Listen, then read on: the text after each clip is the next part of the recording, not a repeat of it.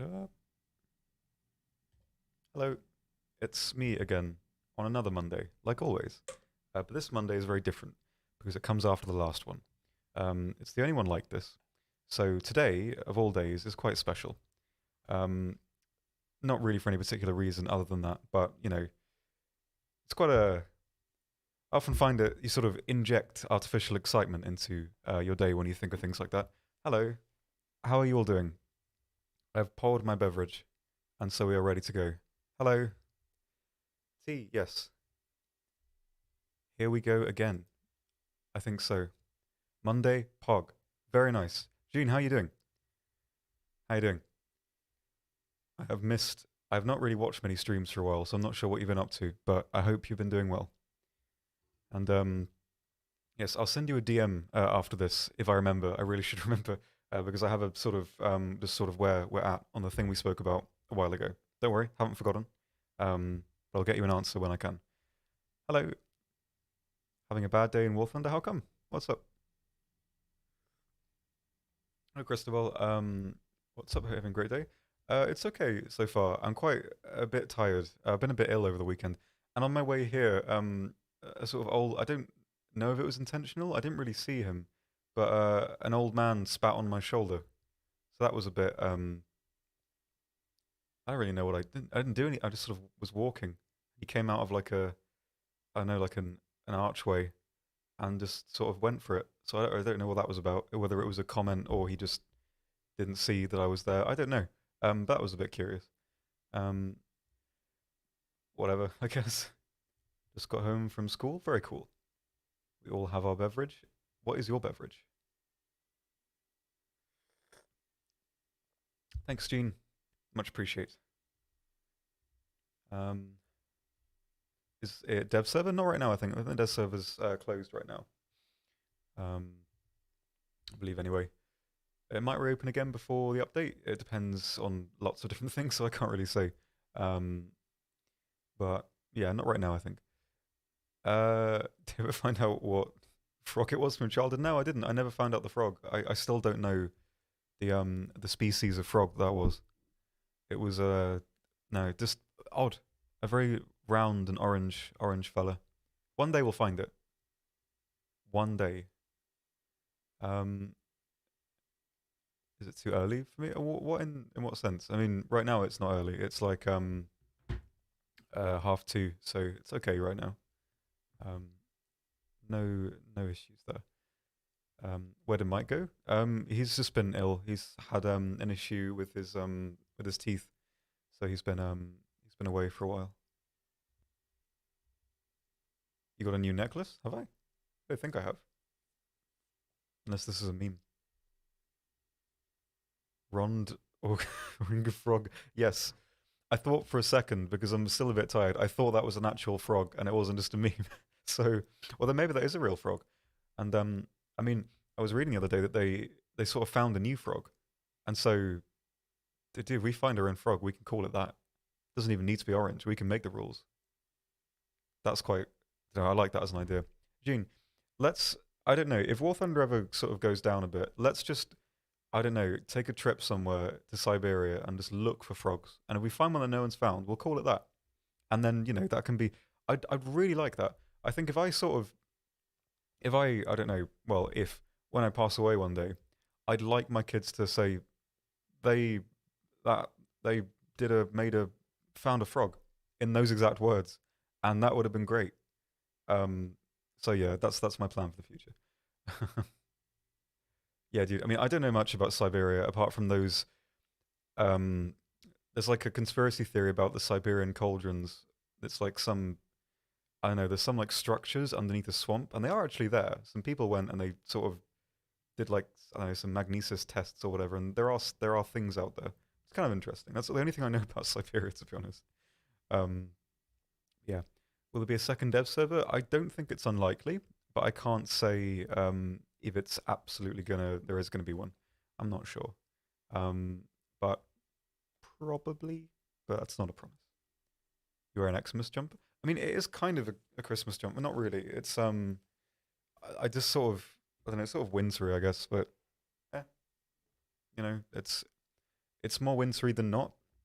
Um, I just like it because it has two layers. It has this sort of grey bit inside, so it keeps me a bit warmer. Um, Hello, Flying Dane. I'm okay. I was a bit sort of very sleepy over the weekend, but I'm okay now. How are you doing? How are things? Um, Sorry, YouTube. I've missed a couple of comments there. Um,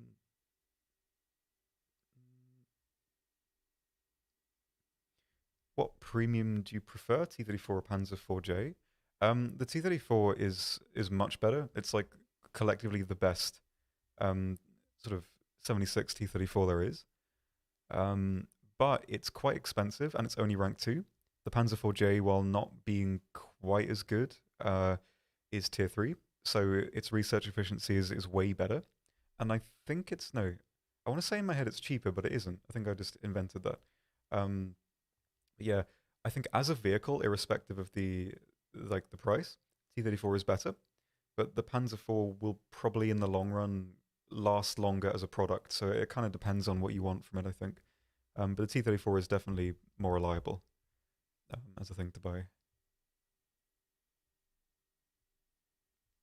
Oh, it's got a master's degree in linguistics, and oh, very cool. That's nice. Nice. Yeah, I don't really know much about Siberia apart from the memes, but yeah, it sounds pretty cool then. Nice. What are we going to see from your stream today? Well, this stream, I sort of always forget to introduce what it is. Um, this is basically 2 hours or maybe longer. Maybe it depends how it sort of goes. Where we can just talk about War Thunder for a bit. If you have any questions about it, I have been around for a very long time. I don't know everything, of course. Like I'm not going to try and pretend that I do, um, but I have a decent understanding of almost everything. So if there's anything I can do to kind of help in your progress or what you want to buy, what you want to play, what you want to avoid, how something works, I can try and help. I can't really talk about anything upcoming that hasn't been released already. So not on the official news, but it hasn't been on there. I can't talk about it. And yeah, that's basically what this is. So feel free to ask anything you like. It doesn't need to be about War Thunder strictly.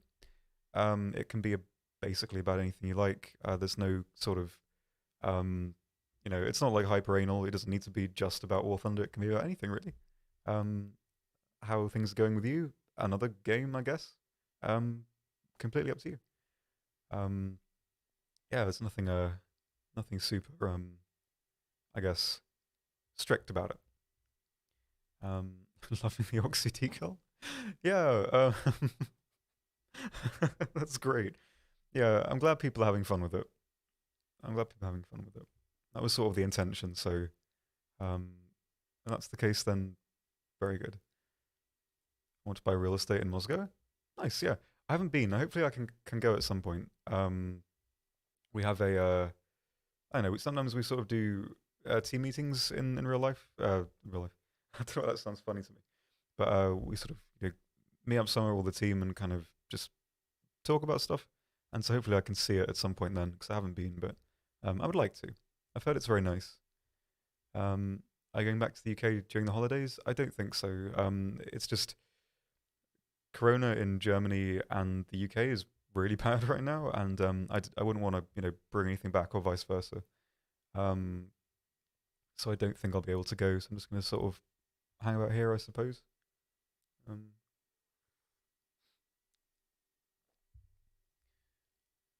will submarines return? I think it's probably unlikely because I mean submarines are more of an interesting thing in theory than practice because they're very slow and the maps are very big and they wouldn't really be able to do that much in like the grand scheme of things like when compared to other ships in that they basically do what other ships do but not as effectively and slower in terms of like an actual gameplay element rather than just sort of dissecting what a submarine is, you know what I mean? Like as an actual element to gameplay, it doesn't really add too much over everything else. It just has like the advantage of being obviously uh, somewhat invisible sometimes, but that's it's tedious from both sides. So I think it's not something that will likely happen. But at the same time, I don't know. Maybe it will kind of appear at some point. We will see. Can you insult me? I can, but I won't. I don't really have any need for that. I don't want to insult you. Um, what's your favorite tech tree? Probably America, I think. They just have some really good lineups. They're rarely kind of out of options in lineups. Um, they have the vehicles that they have sort of are not really very niche. They're very kind of well-rounded, I guess. And so if you get a long-range map, close-range map up to the vehicles that you have will generally work pretty well. Like they're never really completely um, useless, I guess. Um, some other nations, in other areas, they don't really have the best kind of buffers in lineups. Like there are certain gaps, like some nations not having good light tanks at certain BR, some nations not having good like TDs, and so yeah, America are really good for that, and I like that. Um, Loved your new video on the channel about American tanks, but I can't shake the feeling you're too soft when recommending to get them. I can definitely appreciate that, and I think I am for two reasons.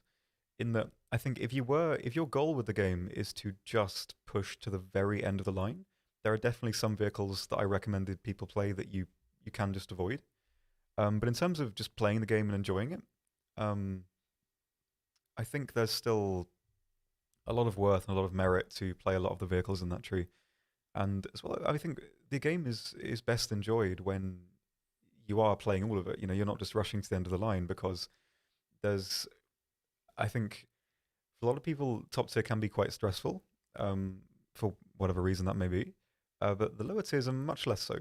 It's a lot slower paced. It's more relaxing, and as relaxing as War Thunder can be. So I think the reason why I do that, I think that's quite valid that you say that because I think from another person's perspective, they would probably definitely skip some of those. Um, but I think that the way I approach the game will lead me to recommend that you try basically everything that has the potential to be fun. And I think that's why I probably am quite soft in that respect. Yeah, I can definitely see that, and that's completely valid. But I think just for me, I approach it this way because it's how I enjoy the game, and if I just want people to enjoy the game. Basically, that's my goal with the videos. I think ultimately. Um, let's see. I've missed Twitch for a bit. Do you have any tips on playing the Chinu 2? I haven't played it for a while. Um, I still have I think I'm still like 8 deaths to 108 kills in it though, with 3 of them being planes. So I had a very, very good run in the Genie 2. I really like it. It's not a vehicle that's the best at close range, I think is the main thing. But on top of that, I think uh, one, I think the best way of wording it, I guess, is that a vehicle like the Chinu 2, you get no advantages by being close to an enemy. Um, the further you are away, the safer you are. And I mean, the gun on that thing, the Type 5, I think, maybe, I can't remember. It's incredibly powerful at close range and long range. And so a long range, the drawbacks of your slow turret traverse and armor are kind of mitigated a little bit. Whereas at close range, it's a bit more, well, you're more vulnerable. Turret kind of holds you back a little bit, and the armor definitely holds you back a bit as well. Um, so I think the further away you are, the safer you are, and the more reliable it is going to be to do what you want to do. Um, but on the other hand, I mean, the Tuning 2 is such a versatile vehicle that you kind of. It's always difficult describing exactly how to use a tank like that. The tanks that can kind of do anything. In my videos, I kind of annoyingly call them tanks because they're not really held back. There's obviously there are advantages and disadvantages to where you play, but there's nothing that it absolutely can't do objectively over than not being able to get through a certain amount of armor or having like a limited amount of gun depression. But there's nothing that it can't do, which makes it difficult to say, hey, do this, because if I say, just play at long range because that way your turret traverse is less for less for drawback, and your armor's less for drawback, that might stop you from playing at close range in a situation where the vehicle could very much do it. So it's difficult to explain exactly how to use it. But I think in general, it's just sort of mitigating those drawbacks. So the further you away, I've messed that up in every single way possible. The further away you are from an enemy, the more reliable your survivability will be. And I think that's really the main thing to keep in mind. Apart from that, you can kind of do what you like with it. Really, the gun is one of my favorite guns in the game, and it's still pretty well rounded. The reload's great for that gun now, and yeah, you can pretty much do what you like with it. But yeah, if you're struggling with it or just want to be a bit safer, you get no advantages or no hard advantages from playing at close range. Um, you get kind of soft advantages. Soft advantages meaning like you will likely get more kills because you'll see more enemies at close range. But there's nothing intrinsic about the vehicle that makes it perform better in that environment. And I think that's really all there is to keep in mind with it, I would say.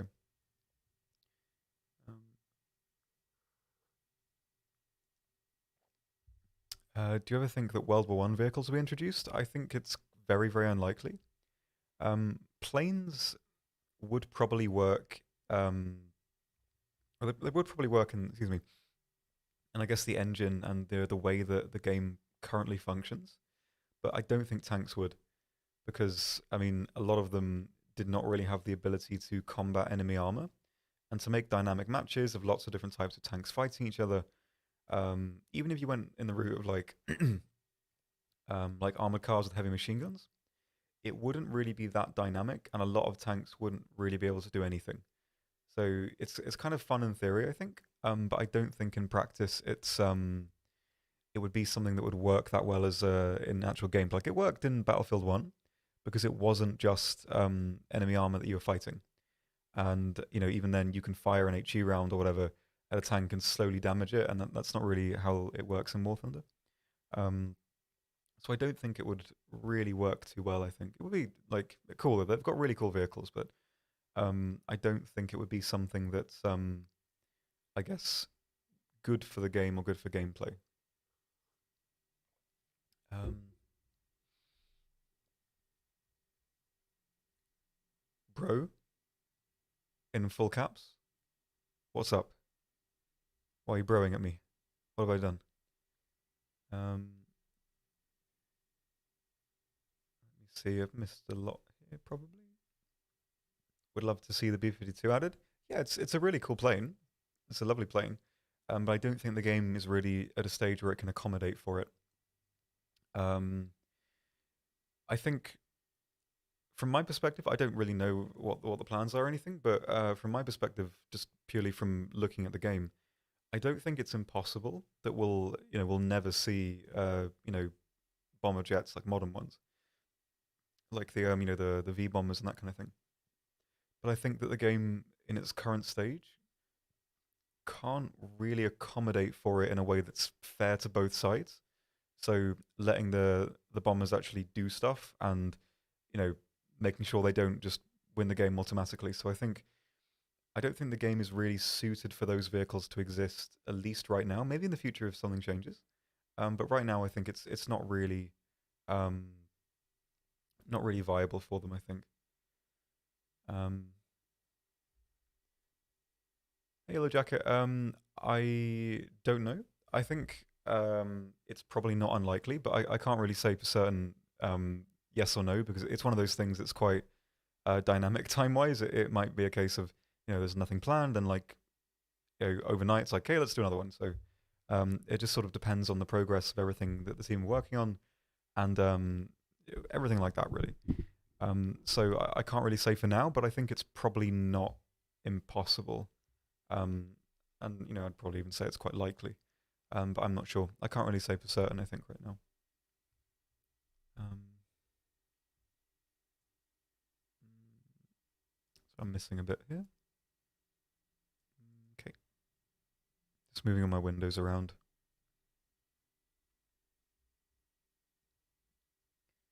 Bomber only game mode. Again, it's one of those things that works in theory, but it's very very difficult to balance something like that as well because ARB is kind of it's a sort of core mechanic to how that works.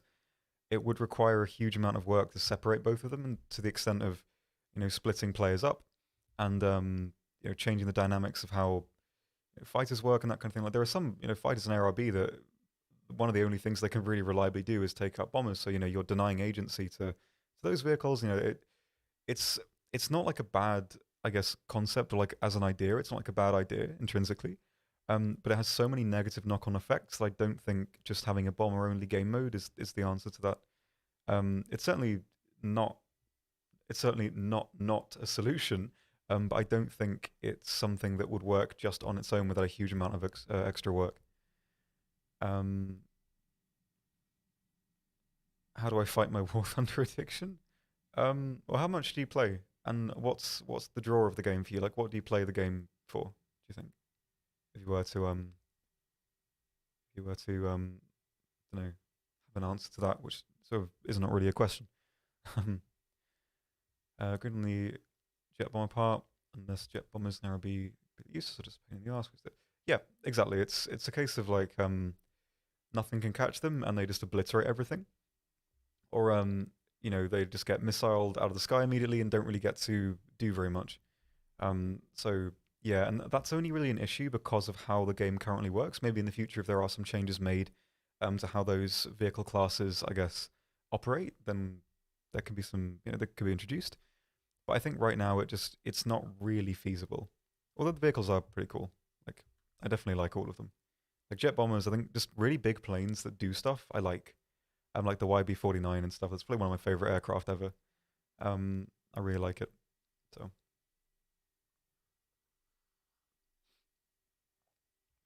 yeah, exactly like the Valsor. Spot on with that. It's not really a good feedback loop for the game, and I think it's sort of um, really fast bombers like that kind of accommodate for that play style, and it's not really fun to do, and it's not fun to fight against, and it's just not really, I think, the most valuable use of assets right now to make all those jet bombers and that kind of thing. I'll put some background on as well. Why don't we do that? Mm, there we go. Some planes to start with. How about that?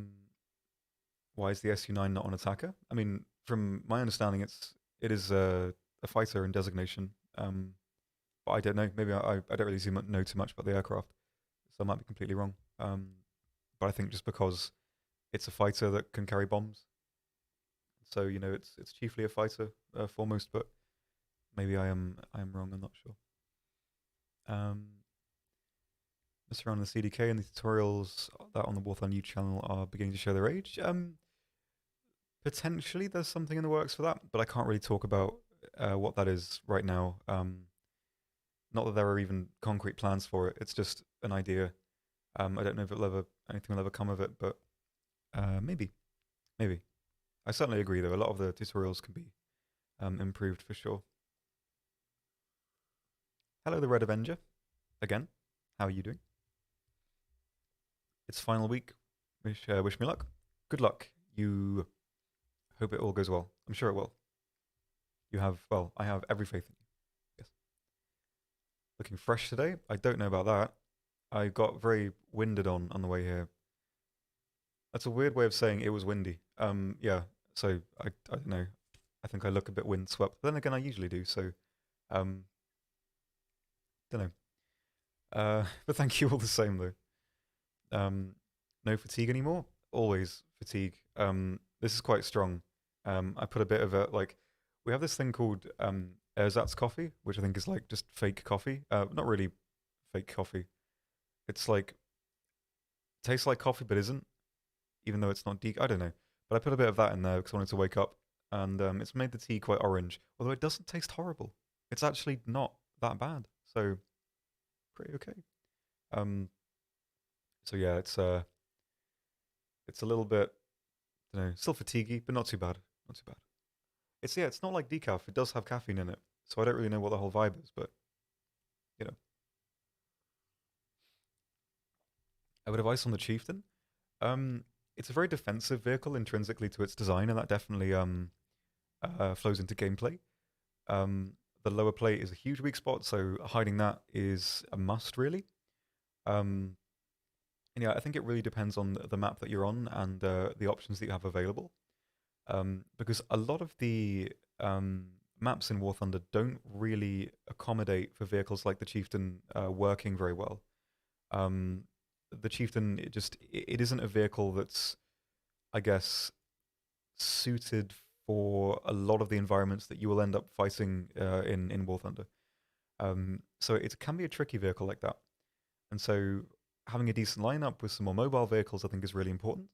And I think in that sense, it should be treated a bit like a heavy tank in terms of safety, because there just are some environments where it won't have that much to offer because it is, slow and weak when out of cover. So if you can't find a spot at long range, either or a spot where you can hide the lower plate, it might be best to play another vehicle. Not that it can't play anywhere else. Like, it's a vehicle with, an okay reload, great gun, and a stabilizer. So if you can click fast and know where to click, it can work well anywhere, as long as you're confident.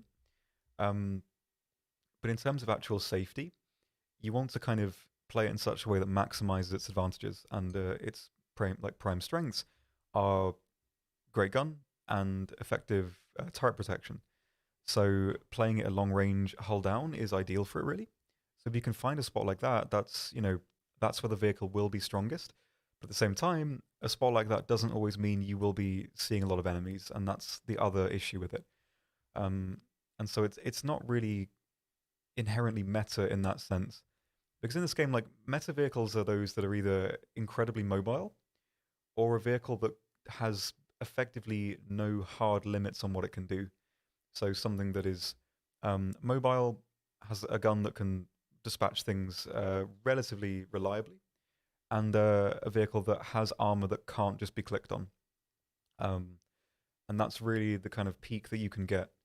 And so the Chieftain doesn't really adhere to that completely, and so it needs to be approached a bit more passively and defensively to make it really um, perform in its element as it can be. But doing that means you might not see many enemies, which is a bit of an issue. But if you play it to those strengths, it's likely going to go pretty well. I really like the Chieftain.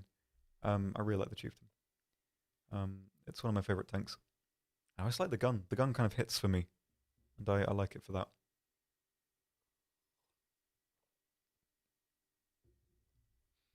Live streaming a video, yeah, it's background footage. These streams are mostly just talking. I don't want to play while I do it because I already miss a lot of comments, and if I was playing while doing this, I probably wouldn't be able to respond as kind of, I guess, astutely, I guess, as I'm able to, and it would also mean I'd miss a lot as well. So that's why there's something to look at in the background. It's not really a traditional live stream; it's more like podcast format, I guess. But you know, it is what it is. Um,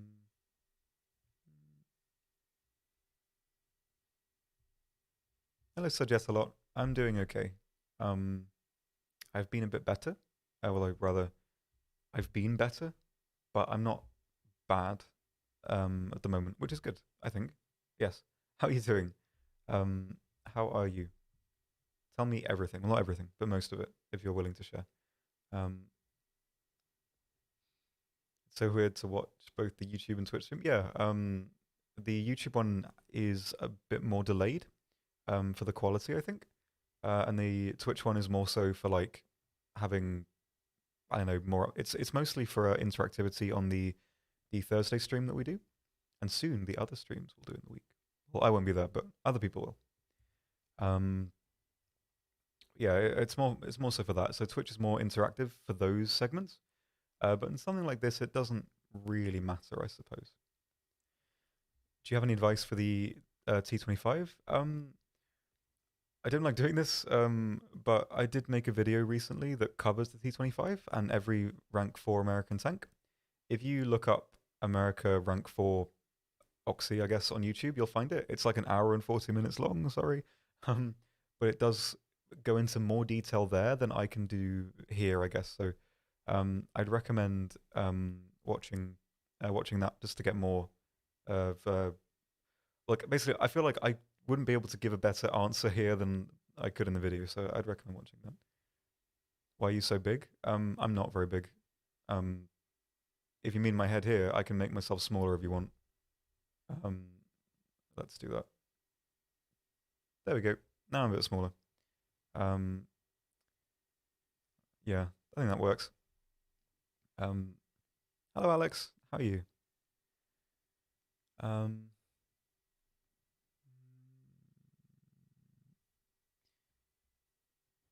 no, make yourself bigger. Um, what is the chat thing? Do you want me to be bigger or smaller? I'm not really fussed either way. It's completely up to you. It's just whatever is the a better viewing experience, I suppose. I don't mind. Whatever is just better for you. Um, Hello, Harley. How are you? Little, bigger, big, big?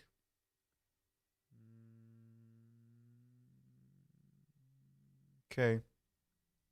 I'll make it a tiny bit bigger so we can kind of form a middle ground. Where's the mouse? That okay? That's okay. Super wide? I don't think I can do that because it has the perspective lock on, but maybe at some point. I could make myself immensely large, but that would sort of be a nightmare. Like, how big can I make myself? Hang on. We're learning on the job here. Oh, no. This is nice. I like being here because there's not really much of me and I can sort of hide in the corner if I want. But, making myself very big, whoa, not for me. That also makes me feel a bit, like, unwell, like going up in an elevator, doing that. I don't know why. Sorry about that. Little Big Oxy, the sequel we didn't want and didn't receive. Um, Good. I'm glad you're doing good. Um, Chungus. um, are you in love with Copsy as well? I wouldn't go that far, but I would certainly say that he is a very fine colleague, and I am glad to be working with him on many things. I'm a fan of that. We have a lot of things that we are able to sort of work on together, which is pretty cool. Because I think between us we have, I think between me and Copsy we have about over 5 years worth of actual tallied playtime. So we have critical information, and we can do some cool stuff. I think Minecraft joke book redemption. I don't know about that if that's a good thing, but let's do it. I actually played some Minecraft over the weekend because I was a bit. I don't know. I felt quite off at the weekend. I was very very sleepy, and so I just played the update with the caves and stuff, and I was like, I don't know. I mean, I don't really like it much anymore because I think I liked Minecraft when it was. I don't know. I think I enjoyed the nostalgia of it because I played it at a time when I didn't really there was like not really much information on it. I think I started playing it the update before Beds came out, and so I liked kind of discovering stuff because everything was like, oh, that's cool, because it was like a new thing. And now I don't really have that feeling, so I don't really enjoy it. But thank you for the Minecraft joke book redemption. Um,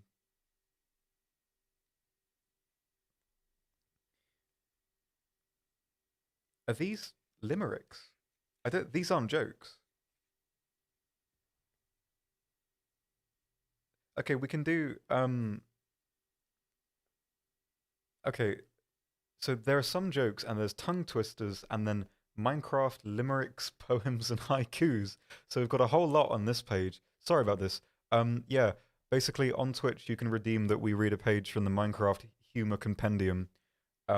Sorry in advance. It's just I don't know why we do it, but we do. Um, this isn't a joke. This is just law. It says, how do you turn a rabbit into toast? And the answer is, name him Toast by using a name tag or a renamed spawn egg. And I guess it's a joke, but I can kind of get that, I guess, like as a thing that's acceptable. I don't mind that, but it's not really, it doesn't feel jokey to me. Um, this isn't. This is one of the ones that's just a bit sad. Um, like when you watch those compilations of people failing on Britain's Got Talent, and they try and be funny, and it's just nope. Why did the wolves cross the road? Minecraft joke, by the way.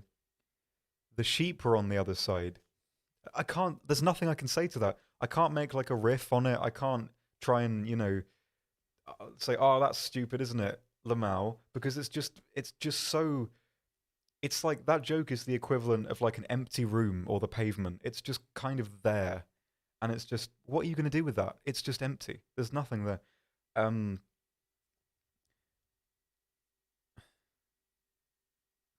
knock knock. Who's there? Chicken. Chicken who? Just chicken out your door. I think they mean checking. But again, these aren't Minecraft jokes. That this person just looked up farmyard animal jokes and they put them in here like they and just put Minecraft on the top because there's chickens in them. I can't. I haven't thought this through. Um, what did the player say after his sheep were blown up? Oh where have my little sheep gone? Is that from something? Am I lacking critical information? Is that from like um Bar Black Sheep or something? I don't know. I don't understand. I don't get it. Is that from something? Um, whatever. So should we do the tongue twisters? Right. Sorry, we'll get back on track soon. Um, mining Minecraft makes me merry. Okay. Sheeps shun selfies. Sheeps say seriously. I don't want. I can't do this. I don't want to do this. I feel like if I ever try and have another job after this, people are gonna dig this up and see that I did this because I have the option to just not do this, but I'm choosing to. And I think that shows a lack of professional integrity on my part. Okay, I need to do this really quickly then. Cows cross across coarse courses. Colourful cows climb craggy cliffs. Parents protect piglets. Players picked pink pigs. Squash is squirming stepped on squid. That's horrible and also probably a category on a very uncouth website. Rapid, rabid, rabbit. Wolves watch witches while witches watch wolves. That sounds like a Charlie Kaufman film. Chomping, chirping, chickens chatter. I don't want to do that one anymore. That was awful. I don't want to do the limericks. I think we're just not going to do that. Um, yeah, that was a page of the Minecraft Humor Compendium. Thank you very much. I forgot why. I think I initially bought it to annoy Mike, but it sort of backfires when he's not here because I need to do it. But anyway, whatever. I guess. Thank you for sticking by, and I hope some of you are still here. Um, very good. um, ever think of starting a Patreon and making a Patreon only Minecraft server? I don't know. I don't really feel like my videos need a sort of deserve a Patreon. I don't know. I was always quite against it. I guess I don't really know why. I just always thought that I couldn't deliver on it, or I don't know what I would um do with it. I don't know. I don't think I would get one, but maybe.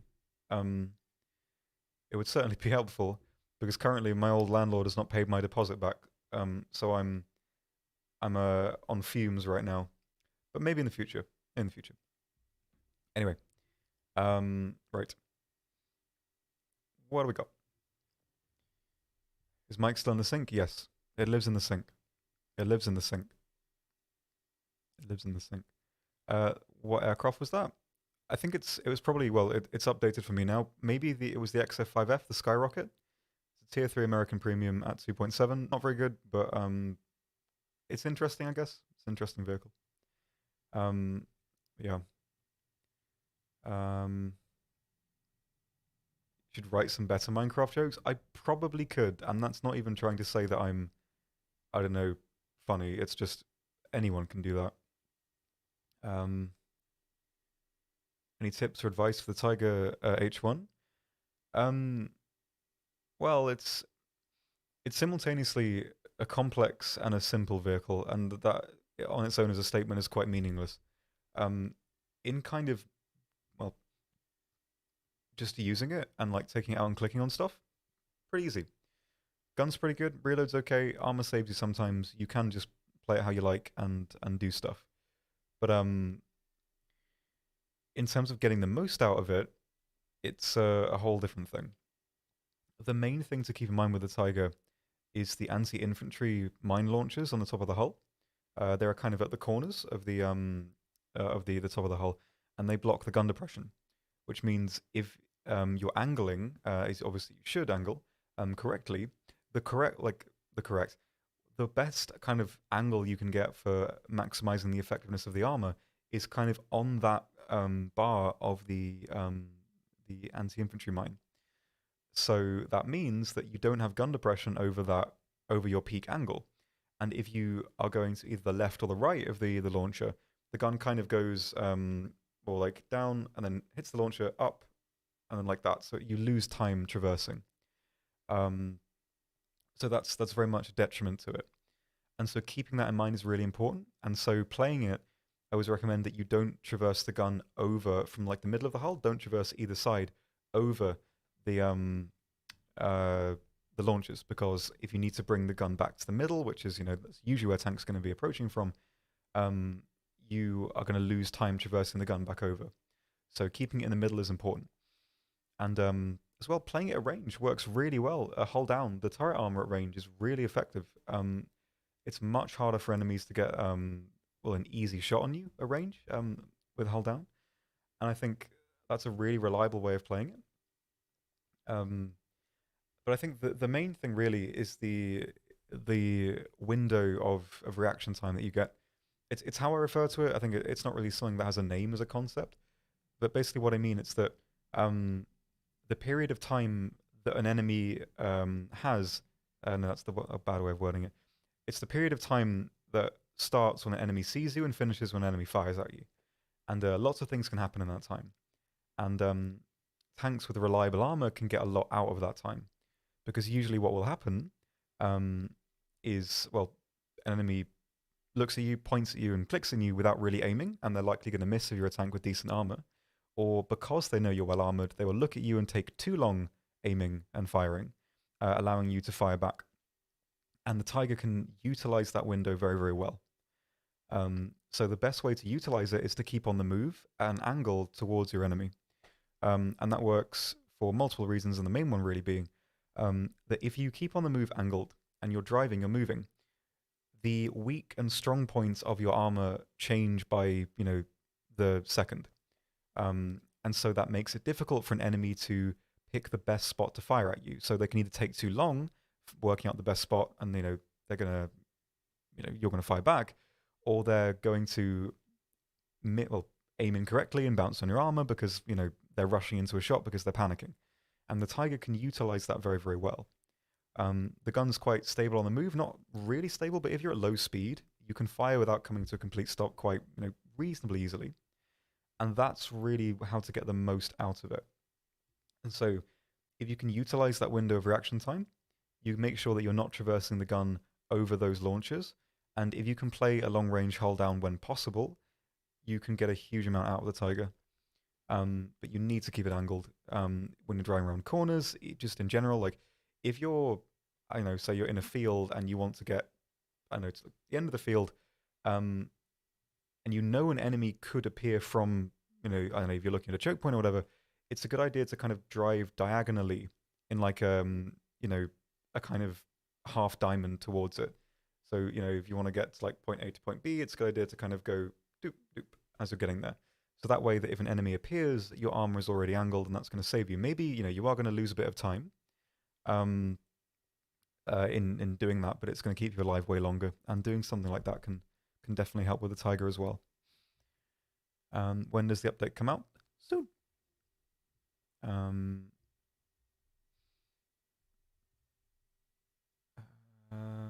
So I've missed a lot here. Yeah, I can't tell you when the update's going to come out. You'll need to wait. Even if I could tell you, if there's a planned date or whatever, doesn't really work too well because things can always be delayed if something isn't ready. It's not just going to be put out there. So it's difficult and kind of reductive to have a set day, especially if you say like, hey, like if we're going to release the update on this date. If someone takes the day off or whatever, and it turns out, hey, we can't because there's issues, then it's not nice for that person. So, yeah. My 75 Jumbo doesn't care about your angled Tiger, and that is why the Jumbos are consistently some of the best vehicles in the entire game. Very much true.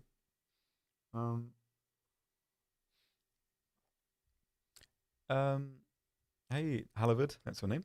I'm not really sure on the tracking actually. It's not something I use too much, but I have heard recently there are issues with a lot of bombs tracking. Excuse me. Um, so it may be the case that there is an issue with it right now. I don't know. It might be, just it's difficult to use and people are struggling with it, or there might actually be a problem. I can't say. But I might actually make a note of that. I'll look into that later because I don't know, to be honest. But it might be the case there is a tracking issue, and in which case I can ask about that. Um,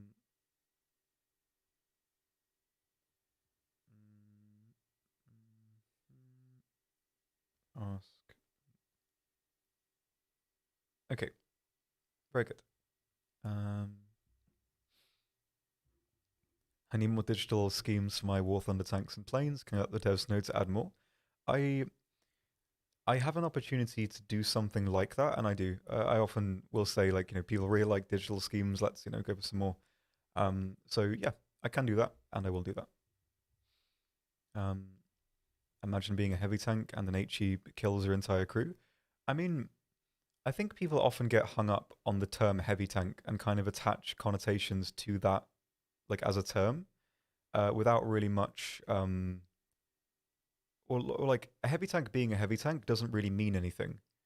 In that, the vehicles, just because they are considered heavy tanks, it doesn't mean they need to do certain things. And if a heavy tank doesn't have enough armor to withstand overpressure, then it's going to get overpressured. And I think that's what a lot of people don't like about the jumbo sometimes. They see heavy tank and they think, why am I being penetrated? I'm a heavy tank. That shouldn't happen. And I think it's just a trap of nomenclature. Like, if the jumbo was considered a medium tank, I don't think people, like, I genuinely don't think people would have as much as an issue with it. Um, I think that's a lot of the issue with it. It's just kind of people get hung up on semantics and kind of attach meaning to that, and it doesn't really exist. I think. Um, so yeah, I think it's not really worth thinking about in that sense. Tiger is a heavy tank, yet the front plate is paper. I mean, the weakest part of the front plate unangled is easy to get through, but that on its own doesn't make the armor collectively bad because there's a lot you can do to maximize its effectiveness. Keeping angled, keeping on the move. You can even negate it entirely by playing behind cover. And what makes the Tiger a good vehicle is that you have the ability to mitigate those issues. So even though the front plate is not very strong on its own, it doesn't really mean much for the vehicle as a whole. Not that I'm disagreeing, really. Um, yeah, I think the jumbo can be the only the only vehicle that can give you a heavy tank feeling, but not everybody's going to agree with that. A lot of people disagree with that, um, and I don't think that's invalid. At the same time, it depends on how you play. Like, to me, I think the jumbo is one of the most reliable heavy tanks in the game. Um, but at the same time, it doesn't really function like a heavy tank. It's like a medium tank with heavy tank advantages, and so it kind of can be approached differently like that. Excuse me. Um, is Thunderskull an accurate representation of win rates? From what I understand, in a lot of situations, it's barely worth considering. Um, from what I know, um, in certain, like, the kind of, I mean, obviously, I'm not really the paragon of information when it comes to this kind of thing. Um, but it's not really like, if you want to base an argument off of it, it's not worth it. You can kind of, in some situations, you can get a gist, like you can get like it gives like a baseline idea, but it's incorrect to the point that trying to make an argument from that data is basically invalid, and that's really, I think, in a blanket way, that's the most honest I can be about it. I think. Um, Amori Ontos. I mean, what's the best BR in your opinion? Um, does Amori mean something? Because I mean, I really like the game Amori. I don't know if that's what you're named after. If you are, very cool. I was going to wear an Amori shirt today, but I didn't. Um, I don't really know if there is a best BR. I think, for me, the best BR ranges are probably like between 4.0 and like 7.7 to me. Um, because above that and below that, the vehicles tend to kind of they the way they work kind of becomes more. How do I want to word this? It becomes less. I don't know, it's more homogenized, I think. In the low tier and high tier, vehicles basically play the same, apart from like very niche things like the Chrysanthema and like Swingfire and that kind of thing. And I like the mid tiers because the vehicles are different. Like you play a vehicle and its strengths and advantages are very well defined, and so you need to use it effectively to get the most out of it. And with top tier, it's like put vehicle in position and click good, and that's it. You can say that's somewhat the case for everything, but not to the same extent. Um, and so I think the mid tiers, or at least like the middle portion of the game, is my favorite for that because you actually have a decent variety. And like for me, I don't really get satisfaction out of like intrinsically out of getting kills or winning. I think I kind of get satisfaction of knowing that I've used a tool effectively. Like I have a vehicle, I've put it in a situation, and I have um, mitigated its weaknesses and employed its strengths, and I like that. That makes me happy. It makes my brain happy. So that's what I like, and I think mid tier kind of facilitates that feedback loop the best in my head, and I think that's why I enjoy it. Um, Coffee with Coppin, I like that. Copsy, listen, take notes. Uh, Follow up question: can I be your wife? It's certainly not impossible. I mean, existence and timelines and many things are very odd. So I would say right now it probably isn't super likely, but maybe I think in drawing this question out, I'm making it weirder. Um, I don't know the answer to that. Um, I've also I think almost got a T ring on my leg, and I'm wearing white jeans today, so that's a bad thing to happen. Um, uh, Juicing with Copper. Yeah, he wants to do that. I think we need to find a day. Top tier advice. That would be peak. I think he'd really enjoy that. He's got a much better perspective than me. My class is about to change. Have a great holiday. Oh, thank you. Have a nice. Well, if you're going to a new class, I hope that goes well. Or if you're done for the day, I hope you have a nice evening. Thanks for coming by. Um, I've missed a lot. I've answered a lot of long questions, so I've often missed stuff. I will say again, like if I miss your comment, feel free to ask it again, but like don't spam it. If you spam it like every 20 seconds, I will just filter it out. But if it's like clear that I haven't seen it, you're more than welcome to ask it again. Um, I don't want to leave anyone out. Um,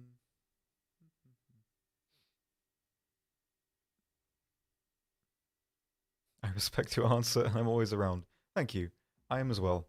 Um, I'm always around, but I sort of pretend that I'm not, but I am. So you can talk to me if you want. I just pretend I'm not there. Um, so sure. Um, if you like. Uh,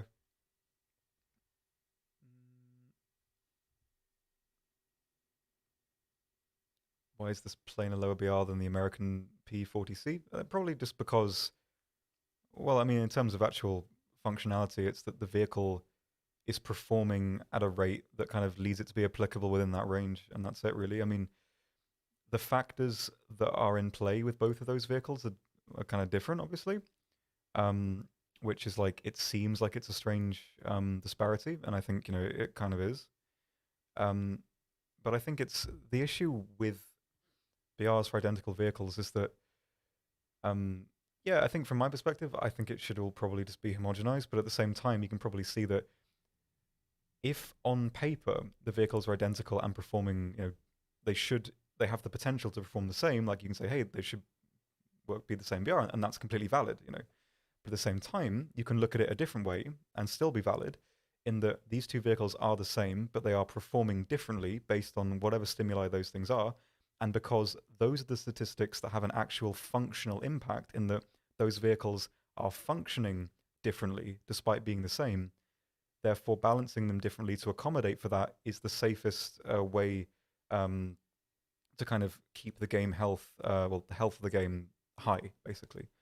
And so it might seem stupid on the surface, but if the actual effect those vehicles are having are different, then it's kind of tailoring the balance to accommodate for that. And while I don't think either of those scenarios are like wrong or right, I can see the merit of doing it like this because it means, I don't know, if like hypothetically there are like 500 people deliberately playing something, I say that there's like 600 people playing a vehicle a month, and 500 of them are playing it deliberately to kind of, I don't know, get the stats up, or they're really good players or whatever. That vehicle, despite its, average performance, is functionally in the game, and in to an extent where it's affecting other players, it's performing very well.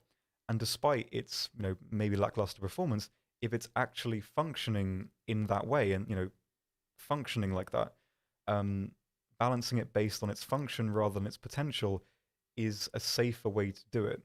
And I think that's the way that the team kind of balance like that. But it's not really my place to say that either or is better.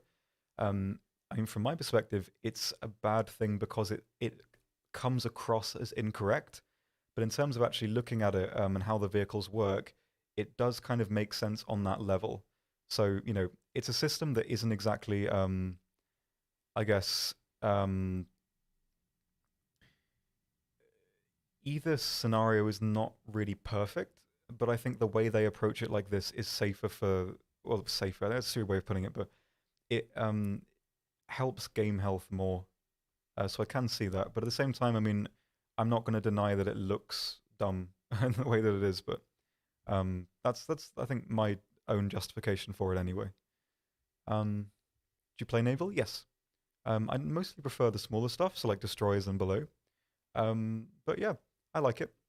I think I don't know, it's satisfying lobbing stuff across the map, so I do like it from time to time. Um,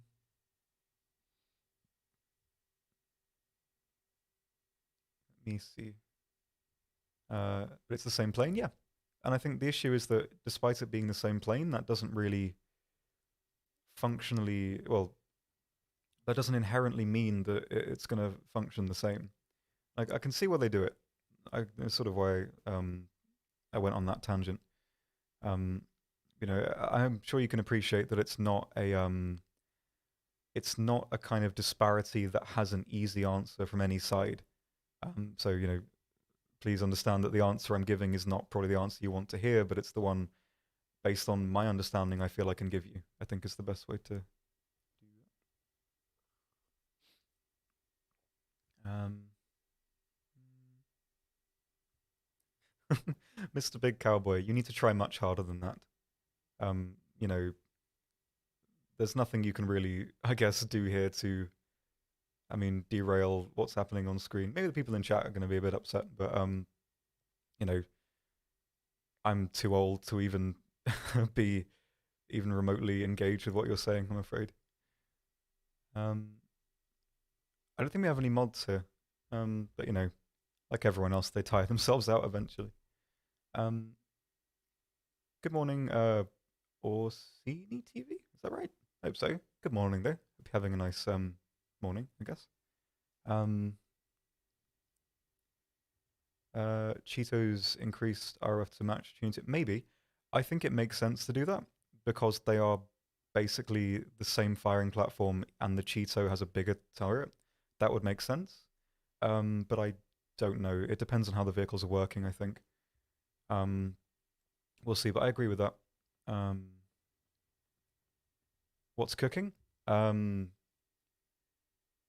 took that literally. I don't know why. We're talking about stuff, and you're welcome to come and join in. I haven't done much cooking recently. I don't cook very much. Um, could I have your permission to put you on a body pillow? Do you mean put me physically on one, or put my likeness on one?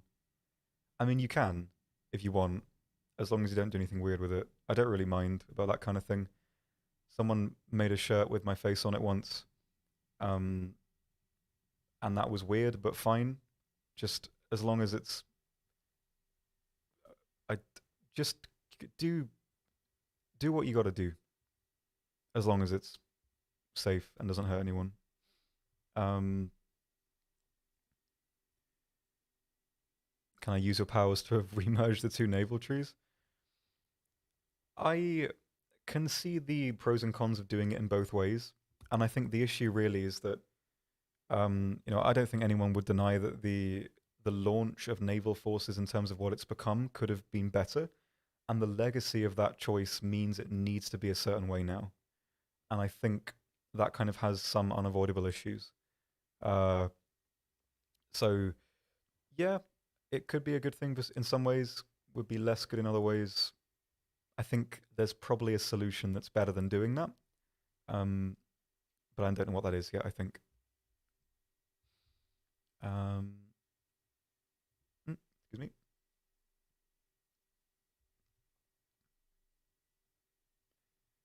Um, what are your thoughts on the Bakan 1 and its BR given an increased BR would essentially be a buff to tank?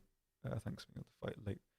Yes, I think that's a point that comes into play a lot, um, and that's why in my video I don't know if you'll really agree with it or not, probably not. But I said that the Jumbo 76 at 7.3 works just fine because it fights squishier targets, and I agree with you. Vehicles like that, well, basically German heavies and things like the T-34, T-29, those are vehicles that are hard to take out. And so if a vehicle has less chance of fighting them, it will probably do better. And so, yeah, I agree with you. I don't think it necessarily needs a higher BR to do what it needs to do. But I think that's a good point. It's certainly a factor that affects a lot of tanks, a lot of vehicles, and yeah, it's an interesting kind of thing to think about because the more you think about that, the more like it affects a lot of vehicles. And it's like, you could play a 5.7 vehicle above 6.7 and maybe do better because you're fighting squishier tanks. And it's interesting, I think. It's definitely interesting to think about. Um, I need to. Um, what's the ugliest vehicle in War Thunder, in your opinion? I don't know because I kind of not in a, well, I kind of in an other way like stuff that's not really very pretty. I think I've always liked things that are not quite perfect, um, just in like a broad sense. And so I don't really consider vehicles like ugly like that. I don't know. I kind of like things that don't look, because our caveman brains have, you know, we like things that are pretty because they indicate, plenty of things like integrity of tooling, a kind of valuable food source, or looking for a mate. We like pretty things for that. But at the same time, I think you can appreciate something that doesn't fit that symmetry in a different way and still like it. That was a very pretentious way of basically saying I don't know how to answer that. Sorry. But yeah, I don't know. I'd have to think about it. I see Binyot in chat. Thank you for that. It's good to see a Vinny here. Um, Shush. Um, um, I love the term, Jelly. I love the term vanishingly small. I might steal that and add that to my vernacular. That's really nice. Vanishingly small. I think I'm going to steal that. Sorry, I'll credit you. That's good. Um, whatever, use your face for spiritual reasons. I feel like I need more context. Go ahead. Um,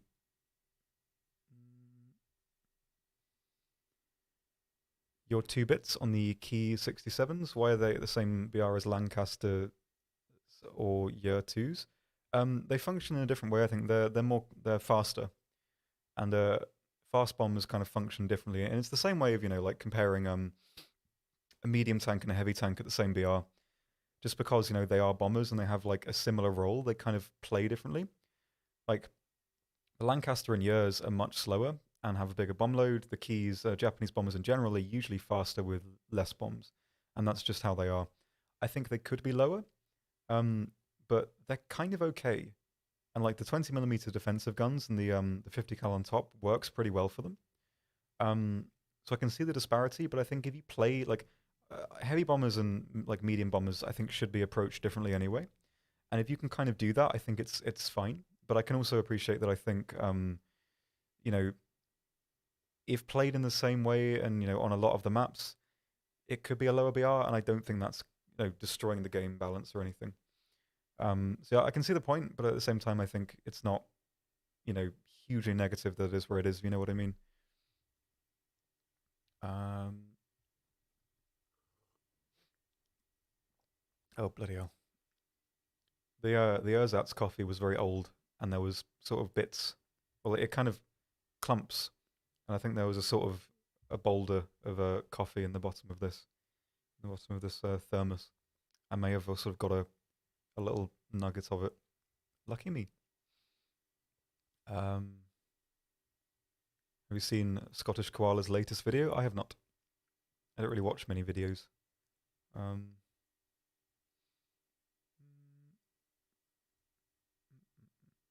sorry, I've missed a lot. I've had a lot of tangents. Um, yep, they have a 500 kilogram max, I think. They can also carry smaller bombs, which are good for individual ground targets, and that's what I ran when I spaded them, was the smaller bombs.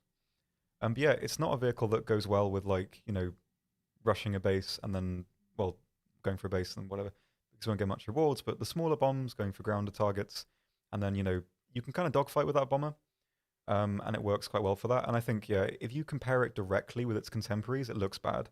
But if you play it and approach it differently, it's gonna work just fine for what it does. The Key 67, it's a bomber that works quite well um, as a kind of a pseudo fighter.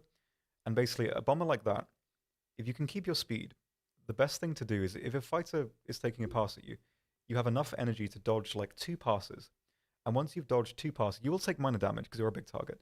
Once you've taken two passes, your enemy is usually slow, and that means you can line them up very, very easily with the defensive guns, and the Key can do that just fine. And I think that's another benefit of it as well. But yeah, I would recommend literally taking the smaller bombs and going for ground targets individually.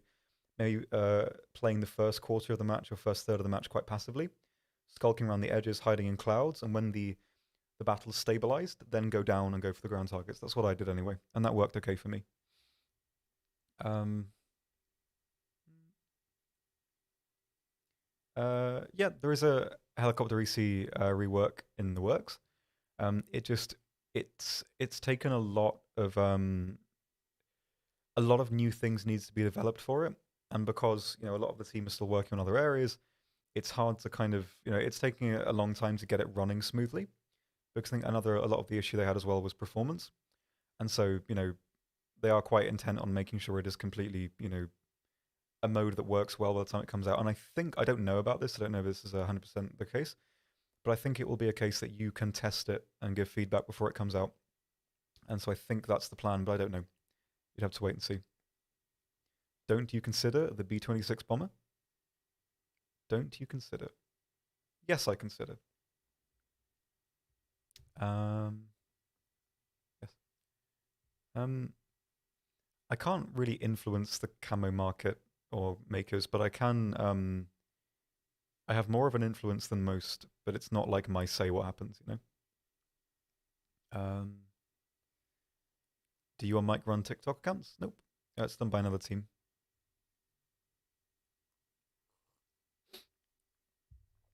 Yeah. What does tea with Oxy? What does tea with Oxy? I don't really know. I'm glad you asked. I'll think about it. Um, hey, Smeagol, how you doing? I'm doing okay. I'm a bit sort of asleep still, as usual, but not too bad. Yeah, how are you doing?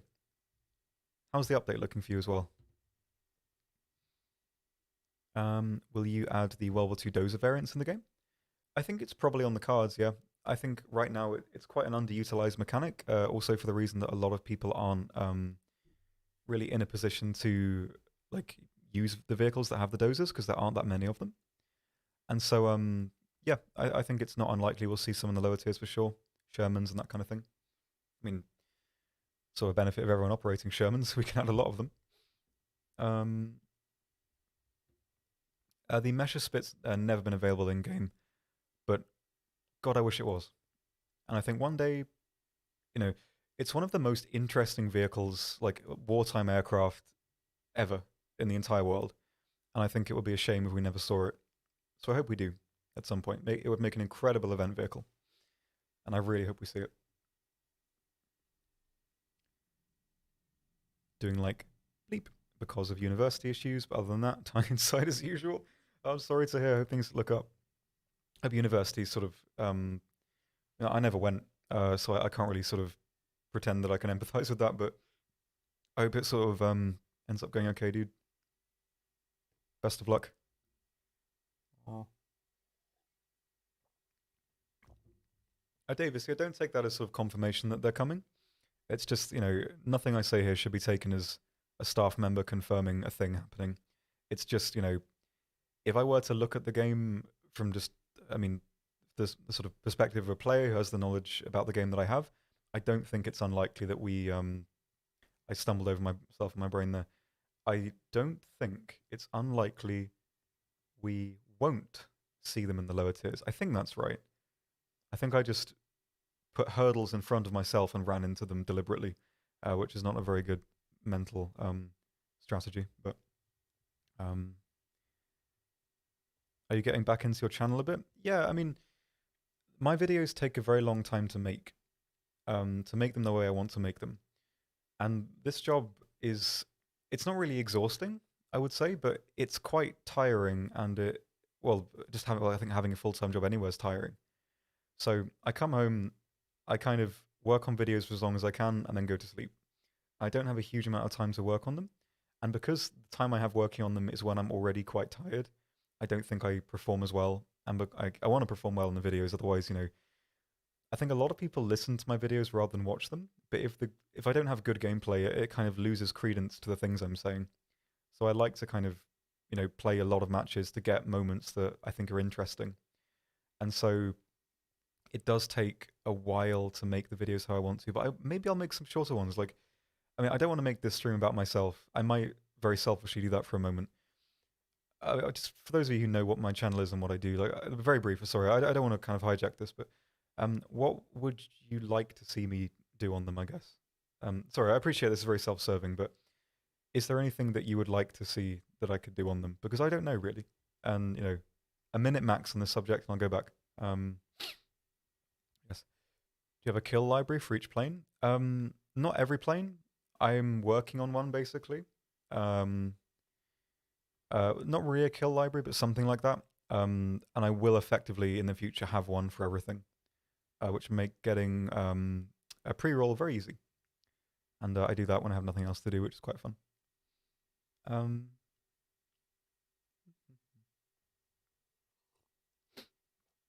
Excuse me.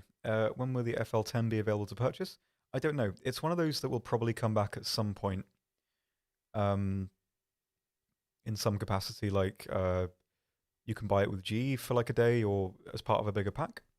That would probably, I don't think it's gone forever in any case, but I don't know when it will come back. Go through more cursed apartments? I'd like to. I do have a very old Urbex video that I did. You can probably find it. Yeah. Hey, Too Fat to Play. How are you? That's very sweet of you. I'm doing okay. I'm not doing too badly. How are you? How are things? I didn't know how to channel. Yeah, my channel is just Oxy, OXY. It should come up if you look it up. Not on Google though. If you do that, you just get pharmaceuticals. But yeah, look it up on YouTube if you like, but you don't need to. Just if you want to.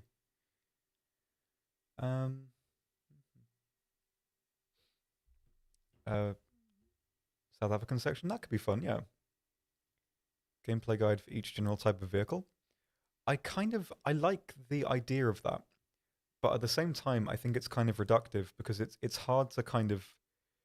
I think I'd need to make new types of vehicles to do it, because there are some light vehicles that play completely different to other light vehicles. There are some heavies that play completely different to other heavies, and mediums are just so general and so specific in different scenarios that I think making like a medium tank guide is kind of inherently wrong, if you know what I mean. I don't mean to say like that your idea is bad. I think your idea is good. But I just think for me, I'd need to do a lot of work to make it feasible. Um, yeah, something like that could be nice. Um, but yeah, it's a tricky one. It's a really tricky one because I think there's definitely value in doing that. But at the same time, it's difficult. You know what I mean? Like it is kind of tricky. Um, I'll think about it though. That's it's definitely something to work on. Doing absolutely fantastic. Very good. Got your chair that you ordered. Very good as well. Um, build it later. Very good as a third or a fourth. I can't remember. Um, yeah, maybe I can pop in if I'm not doing much else. I have sort of thing that I've lurked in your stream a couple of times. I do sometimes. I like kind of silently appearing. Um, usually I just don't know, show up and say something ominous and leave. I don't know why I do that. I'm like a very boring ghost. Um, I'm like the scene in that film. Um, what was the name of the film? Ghost Story, where there's the scene with the ghost standing in the kitchen and the woman eating the pie on the floor for like 5 minutes. That's basically me, I think. Um, but yeah. Oh, no worries. It's okay. You're more than welcome to tell me about how your day's going. I'm all for hearing positive things. Um, we often, I think, miss a lot of that. I think a lot of the culture of existing on the internet is sort of talking about bad things for many reasons, and so talking about good stuff is nice sometimes. I think that's good. Yeah, exactly. With Casey Affleck, yeah, that's the one. Yeah, I heard Casey Affleck's not a good person, or maybe I'm thinking of the other one. I don't know. Manchester by the Sea was very good though. My eyes have just lost focus. Why have they done that? Am I dehydrated? I can't see. And it's back. Okay, very good. I don't know why that happens. What's your opinion on the A20G? I think it was the first vehicle that I ever elited back in the day. Like, because back in the day we had like I don't know if any of you remember this, but you could elite an aircraft. So you basically spaded it, and then if you like researched like a huge amount of XP, you'd elite it. So it was like you had a check mark next to it, and you'd completed the aircraft. We scrapped that a while ago. I'd like to see it come back though at some point. Loosely speaking, sorry, I think I've swallowed some fluff. Um, but yeah, and that was the first vehicle I elited, and I think it's brilliant. It's really rugged, great defensive guns, great forward guns, versatile. I really like it. It's well worth playing, almost worth talismaning, I think, as well. Sorry, I think I've got something in my throat. Bear with me. Just got my fourth nuke in the game, thanks to your coming. Oh, brilliant. I'm glad. Well done. What were you playing to get the nuke? I'm glad to hear. Well done. Very, very good. Yeah, KV, you're right. And I think that was the weird thing because, yeah, so once you had elited an aircraft, you were only able to get 10, well, I think it was 10%, 10% XP with it, which is really strange. I don't know why that happened, but that was all scrapped. But I'd like to see that come back in a sort of a renewed form. Um, I have a project for this, which never means any promises, but I have a project. Um, uh, my sister is pregnant, and we hope it's coming today. Nicholas,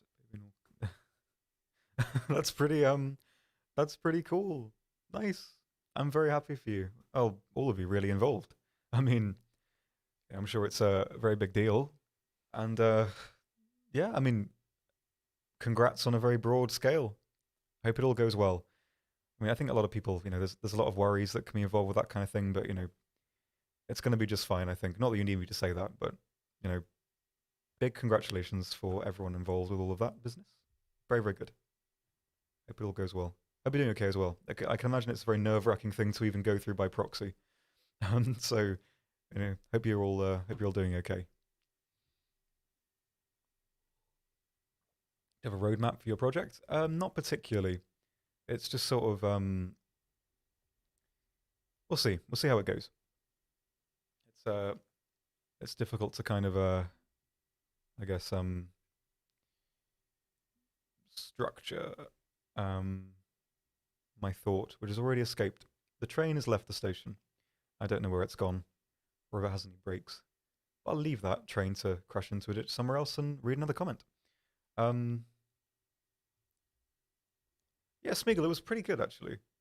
Um, it was very subtle.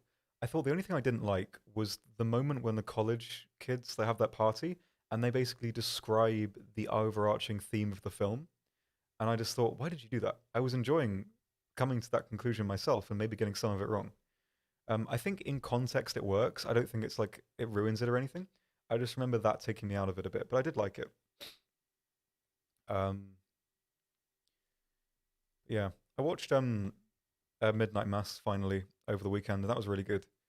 I think it had there were some elements of it that I looked at and I thought, okay, I know what's going to happen based on this design choice. I think a lot of people got the same impression as that, but I thought it was very good. It had some really strong characters. It made a lot of subversions as well. It subverts a lot, which is I think really good for a show like that. There were some things that were just a bit but had some really strong characters in such a short runtime. And yeah, I recommend watching that if you have Netflix. Also, sorry for not talking about War Thunder for a brief period of time. Apologies.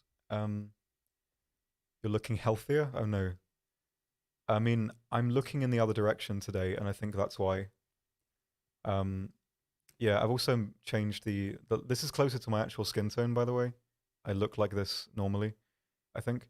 Also because I'm facing in the other direction, and one half of our face is more emotional, and I think this is the emotional side. Because I usually look like this. I don't know if that looks better or worse, but it makes my face look completely different.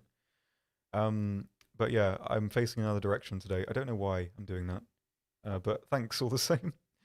Um, yeah. Uh, Jillikin, I would recommend putting it to the top of your watch list. It was like low on my watch list, and I saw Red Letter Media talk about it, and I was like, go on then, fine, I'll watch it. If they think it's good, I trust them, and it was really good. So yeah, I would recommend bumping it up if you can. It's certainly a good one. But yeah, I appreciate all the same, KV2. That's very nice of you to say. Let me put on some other video. What's over here? This one, some tanks. Go on then, pop some tanks on. Lovely stuff. Maybe do I have other tanks that I can put on as well? What about if I move this here? No? Okay, well this is the one we have for now, I suppose. Um, uh, Spitfire killing Spitfire. Ain't right. Yes. I that was such a nice fight that I had. I always remember that fight. It took like 3 minutes, and I mean obviously my plane is a bit lighter, so I was going to win anyway. But it was a nice one. This game is so good. I participated in the translation of this. Yeah, I work on the English translation of the game, so I do a lot of work in that field as well, and it's very good. I'm glad. Um, yeah, you're missing a very rainy, grey, and horrible day in Southeast England right now. I miss Southeast England. I miss the grey. There's a, I don't know. I find it comforting. I think just the greyness. I don't know why.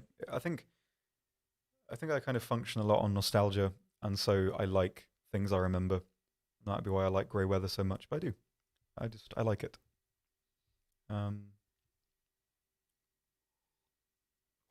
please make an OnlyFans. I don't know what I do on it. Maybe I could do I don't know. Just are you allowed to do like non-lewd things on it? If you are, maybe I can do it and just sort of talk about stuff. That could be fun.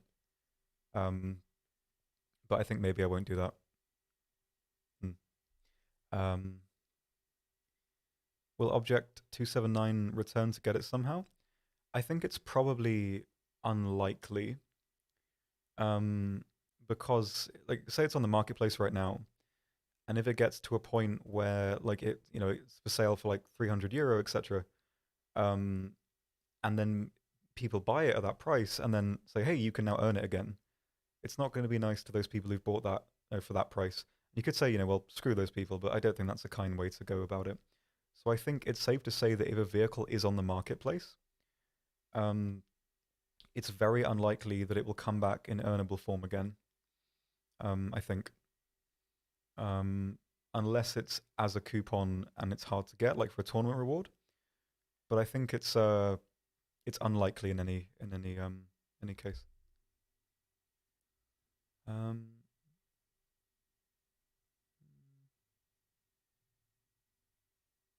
why bother with OF doing non-loot posts when Patreon exists?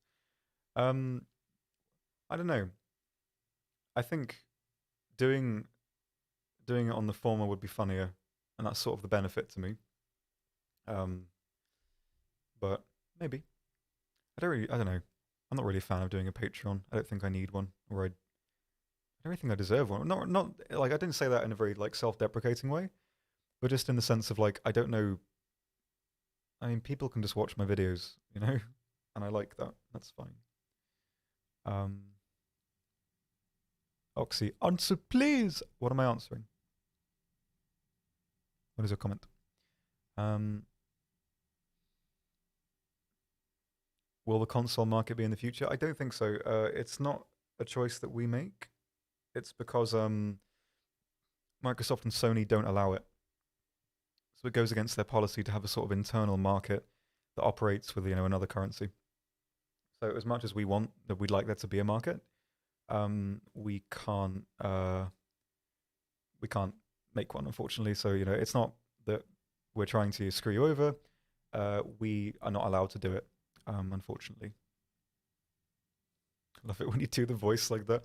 Yeah, I stole it from VineSource. Um, it's just, I don't know what the name of the voice is, but I don't know, it's great. Dinty, please play DM Beef Stew. One of my favorite moments. I won't share it here because it's irrelevant. But I'm glad you like it all the same, Alex. That is nice. I'm glad. Thank you for being nice to me. Well, gotta go. It was a pleasure hanging. Davis, I appreciate it very much. Thank you for coming by. I hope it was a pleasant experience, and I hope you have a lovely day. Hope you have a lovely day.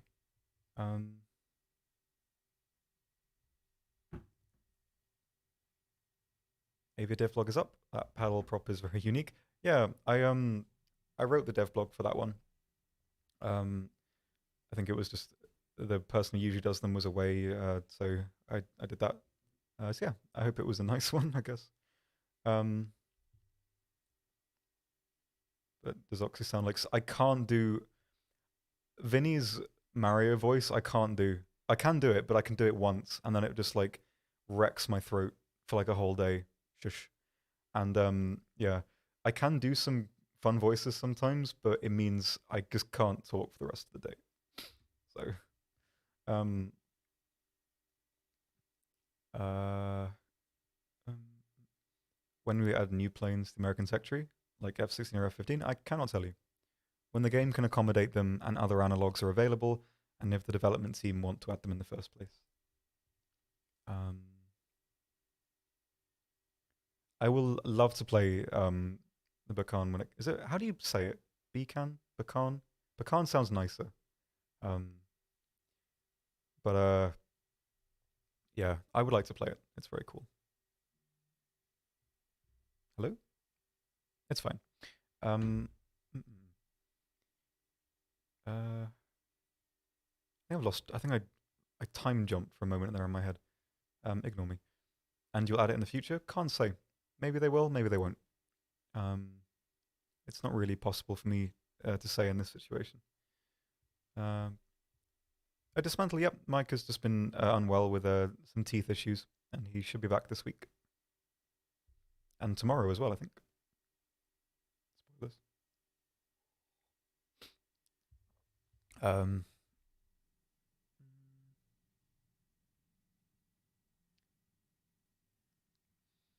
How has the COVID restrictions changed the way you work now? It's the same for me, basically. I think the ruling is generally if you can work from home, and you need a really good reason to come into work. But because I stream like 3 days a week, I basically am here all the same anyway. I am trying to come in less though, because I mean, I live with 3 other people and a cat, and I don't want to, because the numbers are quite high, I don't want to bring anything back. So if I can, I will stay at home. But if I'm streaming, I will come in. But I do need to be safe about it. Because I did move recently. I live with some other people now and a cat. And the cat is very good. If you want to, there's if you're on my Discord, I posted a picture of him, and he's very, very sweet. Precious Bab. Just want to say thank you guys for the awesome game. Thank you. It's exceedingly rare that someone says that. So people are usually more content with being unkind, especially in this sort of environment. So thank you. I'm really glad you like it. That's the point. If you're having fun and you like spending your time with it, then that's that's the goal, really. Can you say if there are any plans to bring out the Stug 4? I don't know. I think the issue now is that even though it's a really nice vehicle, it doesn't really add anything. Because in the tree, TD wise, between like 3. Stug 3F at 3.3, Stug 3G at 4.0, Hetzer at 4.0, Jagdpanzer 4 at 4.3, the Stug 4 would basically be at the same BR as all of the other TDs and do exactly the same thing. Same armor basically, same gun, pretty similar mobility. It's a really nice vehicle, but it wouldn't really add much. And then, on the flip side, you'd have people saying, why are you increasing the grind by adding a new vehicle we don't need? So, as much as I would love to see it, I don't think it's a necessity right now. But it could be a nice event vehicle, as long as the people wouldn't get annoyed that it's an event vehicle and not in the tree. But hopefully you can see what I mean. It just doesn't really bring anything new to the game. And I think that's the main concern with it.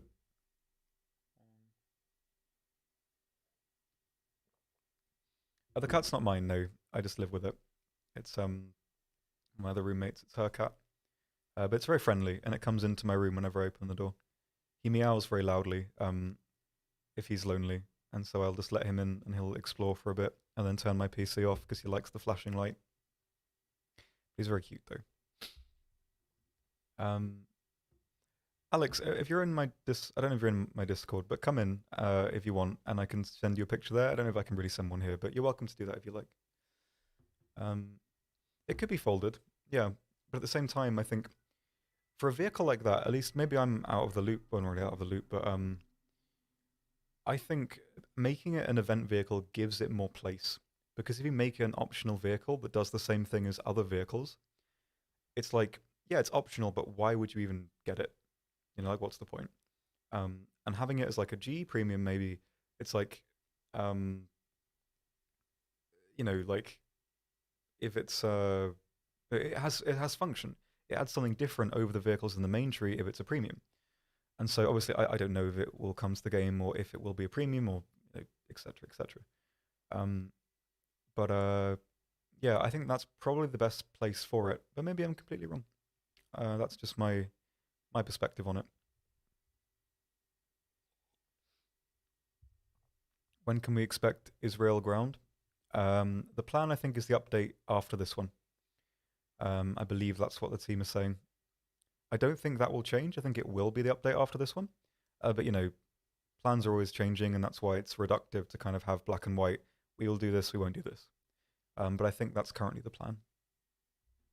Oh, Alex, I'm glad, yes. I don't know who you are on my Discord, actually. Maybe I do, but if you want to see more pictures, let me know and I can send you some. I take pictures of Mochi a lot. He's a very good bab. He always jumps on the bath when I brush my teeth and knocks things in, so I have to kind of look after him a lot. Sorry, I keep talking about the cat a little bit. Sorry. Let's talk about War Thunder again.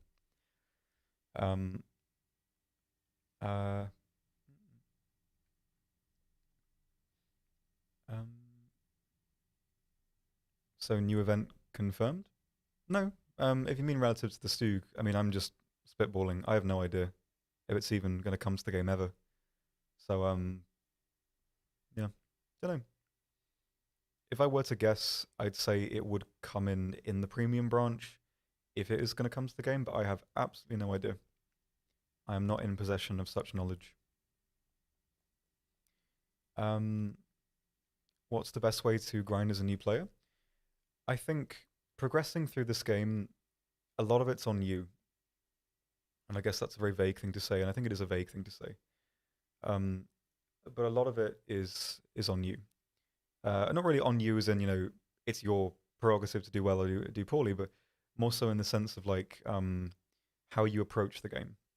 Because if you just go down one line, you want to get to the very end of the line, and that's your goal, you will get a lot of roadblocks and you'll get discouraged and you won't enjoy the game as much.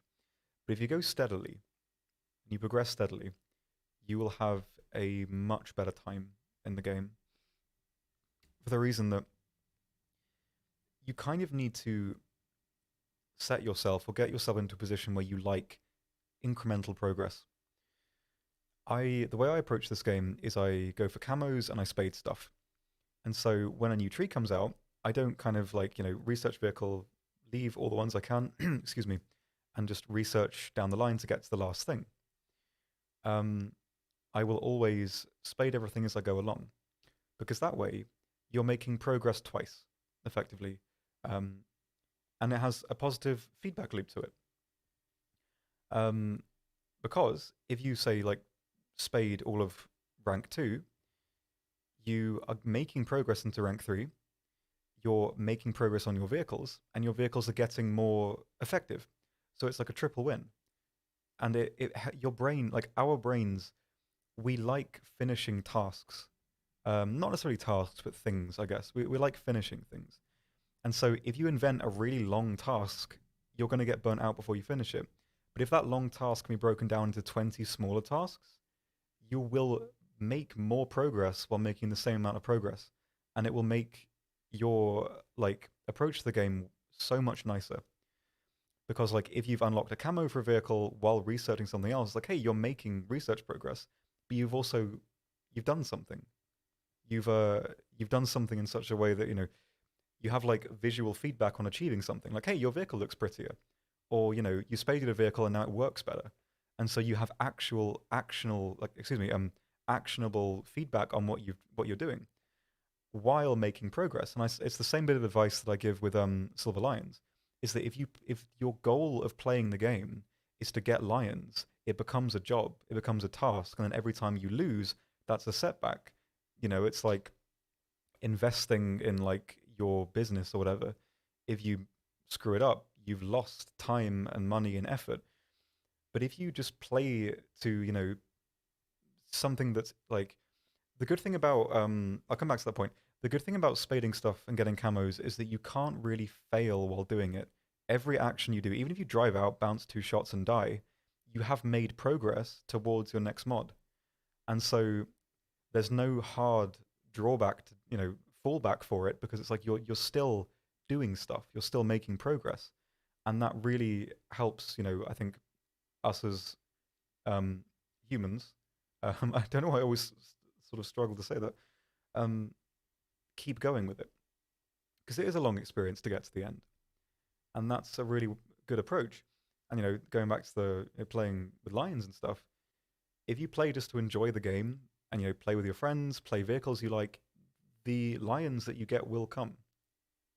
And I think that's really the best way to approach it, because if you treat the game like a task, it stops becoming a game and it becomes a job. If we're playing semantics, it becomes a job. So avoiding that is how you win this game, I think. And as long as you can do that, you'll enjoy it. But I hope you get what I mean, in that a lot of it comes from you, how you approach it and the way you approach the game. And that, it's that's I can't say that's really pretentious.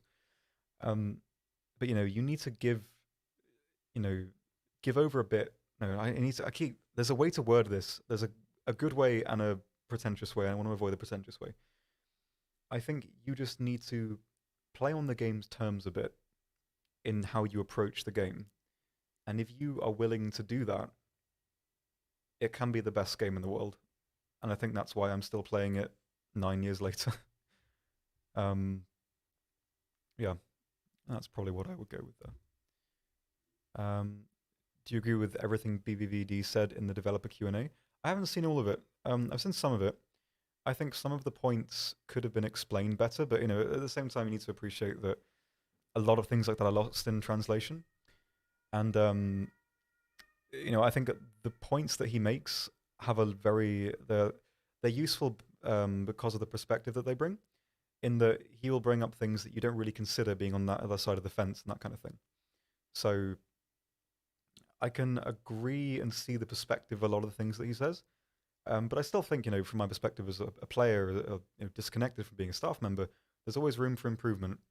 And I think even though a lot of the parts are justified completely, that doesn't mean that they can't be improved. And I think that's my position on it, I think.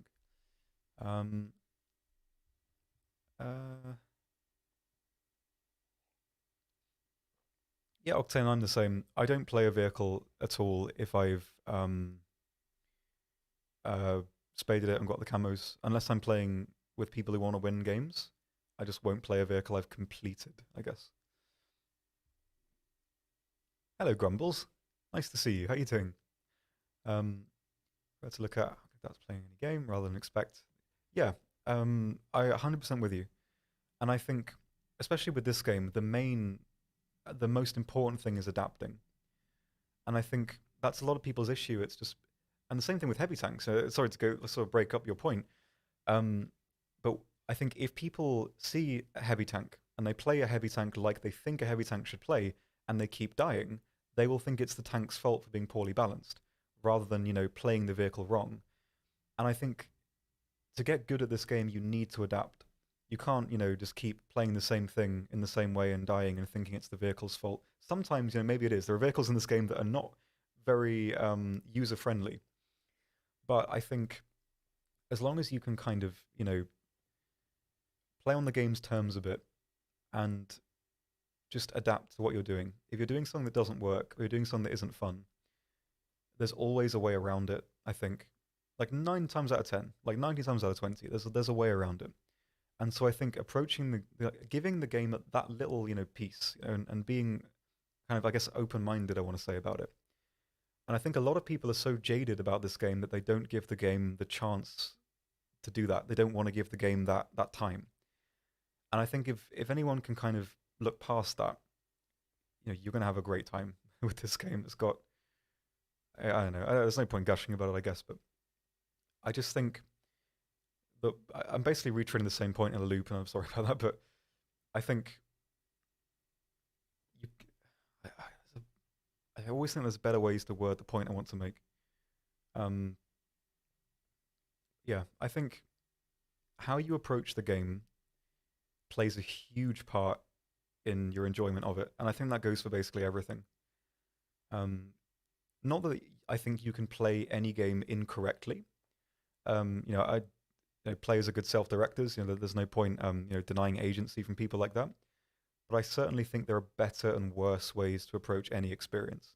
It's like with Netflix. Like they added the function that lets you watch like a movie at times two speed.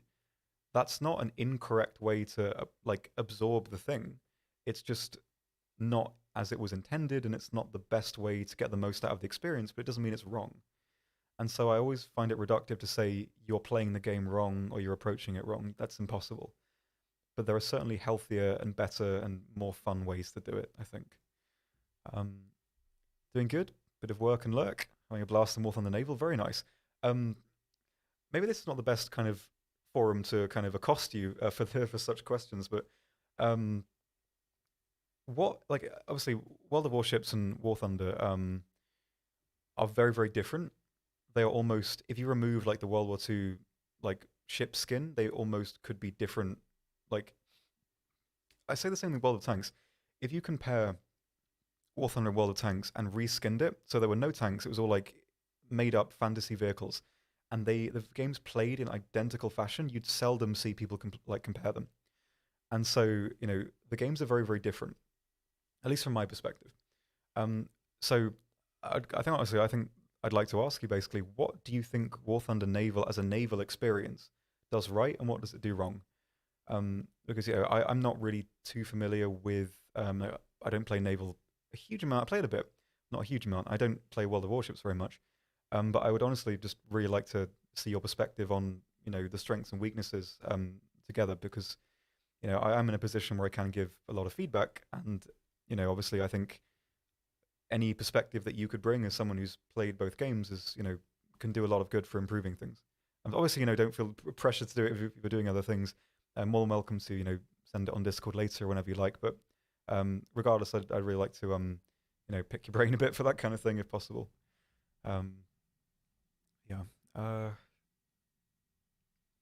What would be your best advice for a new streamer? Um, I think it would be disingenuous to say that it's not important to bring something new to the table, especially with this game. It's good to kind of have stuff to play, because I think I try to watch a lot of new streamers, because I like just kind of getting different perspectives on stuff. I like watching people I've never seen before, so I'll watch a lot of like people with less than 10 viewers sometimes in the evening. I just flick between them to see what people are doing. Also because it helps me get a perspective of how people are playing the game, and what people are liking, what people are not liking. I like checking that, and I think newer streamers are good to have that sort of that perspective. Um, but having lots of different things to play, maybe some planes, maybe some tanks, just making sure that you're adaptable to what people want to see is important for this game, and as well for streaming. The main thing is constantly keeping the ball rolling. I mean, we as I keep saying we as people, it's really pretentious. I don't mean to keep disconnecting and being like all deep with it. Sorry for doing that. I think it's kind of pretentious, but um, especially with the culture that we're in right now, it's very like I think fast food culture is a good way of putting it. It's that we like constant stimuli from stuff. You might find that if you load a web page and it doesn't load within a second, you'll refresh it. So the most important thing for streaming is keeping the ball rolling, and it's saying stuff. Talk about what's happening, and if things aren't happening, talk about something that isn't happening. How was your day? What dream did you have last night? Something that people can listen to, and I think that's important for doing streaming. It's just keeping people's attention.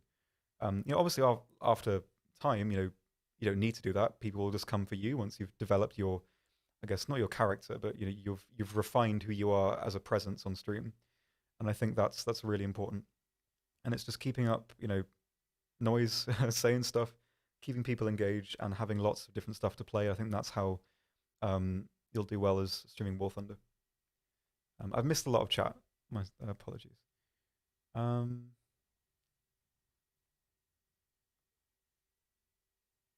I'll try and well done so they work in chat.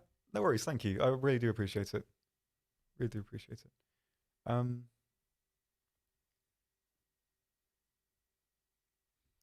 so strange because I'm in two minds about War Thunder. I see so many good things with War Thunder, and I have so many fun playing sometimes, but I also see so many things that could be improved, but it doesn't seem like they could or would, even though they've been an issue for ages. Yeah, and I think that's always going to be the case for almost every game.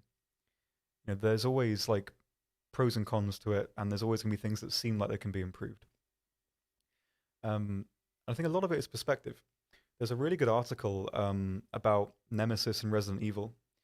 I can't remember the games, excuse me, but basically the concept was um, that there was this character called Nemesis, and in certain levels he would chase you through the level, and it would be kind of like a stressful experience. You had this like big guy that could like kill you in one hit or whatever if he caught you, and players found it really stressful to play as. So in the game afterwards, they removed him, and there were no stressful segments, but the game became more boring as a result. And so even though a lot of people didn't want this thing to be in the game, they wanted the game changed. Even though that people disliking it was valid, it did make the experience less engaging. And so I think looking at War Thunder in the same way of like this will be better, this will be worse, it might streamline the experience in some way, but it also may hurt it in a way that you don't consider. I'm not trying to say that that's a kind of like a an end all argument to say that the game's perfect. I don't think the game's perfect. I think there's lots of areas that can be improved. But at the same time, I think that if there's an area that hasn't been developed in a certain way, it may very well mean that the developers, with the extra information they have, can understand why it wouldn't be the best decision. And I don't think that's the case for everything. I agree with you that there are, the two minds part. I can definitely, I'm with you on that basically. But I think at the same time, there's more to it than just seeing things that can be improved and wondering that it's a total failure that they haven't been implemented just because they could be improved. on like on paper. So I think there is more to it than that. But at the same time, I guess that's like a non-answer, but yeah, I can see what you mean for sure. Um, well, the Warships has a pick up and play. Feels like more time spent on the UI, content outside of battle. Yeah, I think yeah the UI and the I think the thing. I mean, obviously, I mean, maybe I'm going to get in trouble for talking about this. I don't think so, but I think because I do play some World of Warships sometimes, not to an extent where like I spend a lot of money on it. I just kind of play it to see how it plays, and I think there's a lot of charm to how it's developed. Like in the hangar, like I think the hangar that I have is the one on like the desk with the model of the ship. I think that's really charming, and I think that's a really strong selling point. Not really a selling point, I guess, but as a kind of retention feature, I think it works nicely. And I can definitely see the strength in that. Yeah, that's really true. And the UI, I think, for Naval is, yeah, for War Thunder, can definitely see some improvement. Yeah, completely agree with that one, 100%. War Thunder has immersion, and to me, it's all about being in battle. And strength aspects, I really appreciate the detail of models, but to make decisions about what to do, areas to targets. The wonderful mix of engagements. Yeah, there's a powerful edge in what's called cinematics. Yeah, absolutely. It can look really nice.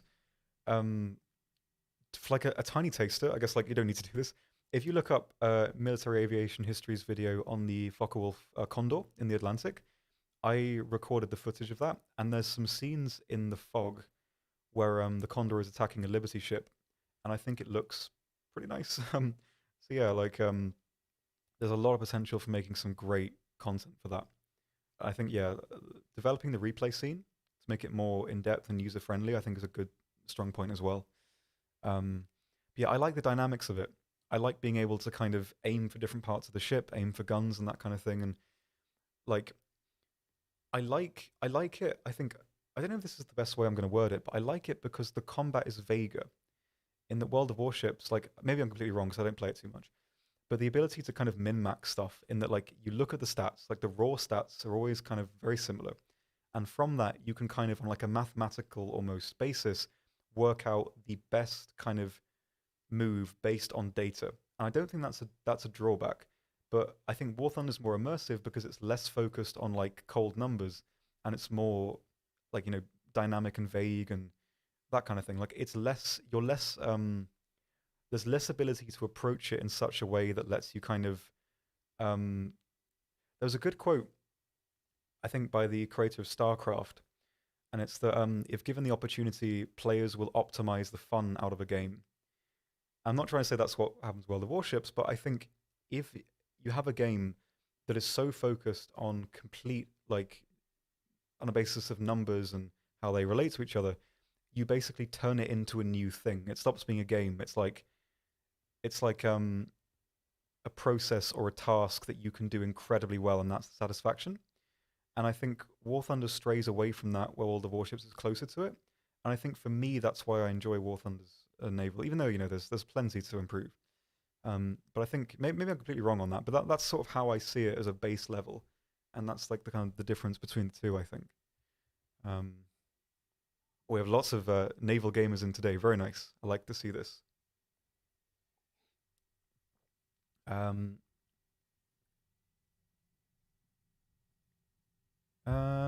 Sorry that I came back all toxic and stuff, but I just watched TSK's video and I agree with everything. But I also don't dislike the game too much in the current state. I didn't think you were toxic at all. Um, what's the video about? Give me the gist.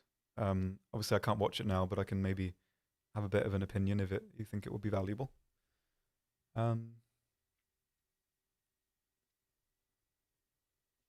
Sentinel, yeah, I think that's a very kind of valid of aspect to the game completely. Because yeah, I think with War Thunder, if you put a DD against like a battleship on a one-on-one fight, you're not going to do anything unless you're really lucky. In World of Warships, the classes can, on a one-on-one basis, kind of fight each other. I think not to where like it's still kind of like rock paper scissorsy, but not to the point where it's impossible to beat any given ship in another ship. And I think it does that well, and that's certainly a good point to make as well. That's really true. Um, Definitely a strong emphasis on everything has a chance roll. Player adapts the lineups. development. Yes, I can see that definitely. Um, Absolutely with you on that. Um, Not saying it's a bad game. I think they're too focused on adding new ships. I don't think it's more. It's not really a focus. It's more so that adding new stuff happens irrespective of other development areas. So it's not that everyone involved with naval is making new vehicles and that's all they're doing. There's a separate team that are making them and adding them, and a separate team working on how the mode plays, and they don't necessarily lack synergy or detract from one another. And it's not that adding new stuff is the focus. It just so happens that adding ships happens by proxy of other developments, and if more ships are added relative to changes being made, it's not that adding new ships is taking away from that time. It's just that it's happening um, as a sort of sideline to it, if you know what I mean. Feedback for the devs on naval. I'd like to see a little love on the processing calculators of a ship's movements. Even in live battles, there are sometimes some stutters which need to be eliminated. This also affects replays too. Yes, I think I know what you mean. Yeah, I think a lot of that is just down to because of how many things are happening in naval, like all the AA firing, all the guns firing. There's so many calculations to make that it can see some optimization, and I think that's it's a excuse me, it's a definitely a valid thing to bring up, and it can take away from it a bit, especially because it has more of like an immersion strong suit. I'll keep that in mind. Thank you. I am able to sort of send some stuff over to the lead naval mans, and I will absolutely do that. So thank you. I appreciate you taking the time to have a chat about it. You know, we all just want to make the game better, you know, and I appreciate that. Let's see. Is the scout plane being added to some battleships a way to test the potential of dedicated aircraft carriers? I don't think so.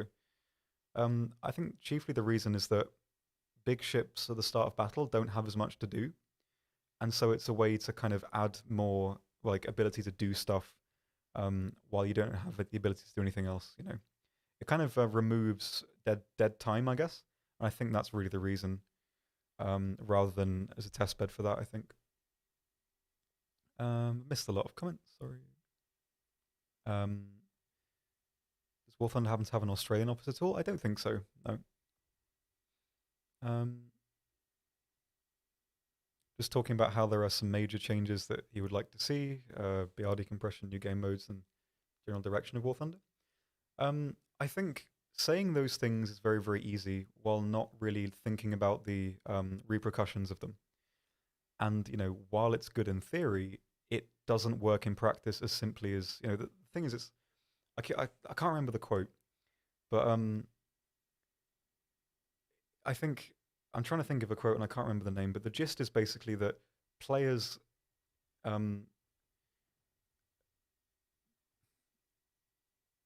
want to word this in the best way I can, but I keep getting staggered on it. Give me a moment. It's the players shouldn't, if you want to be, I guess, like useful in a game community, or not really useful, but like have the best impact you can.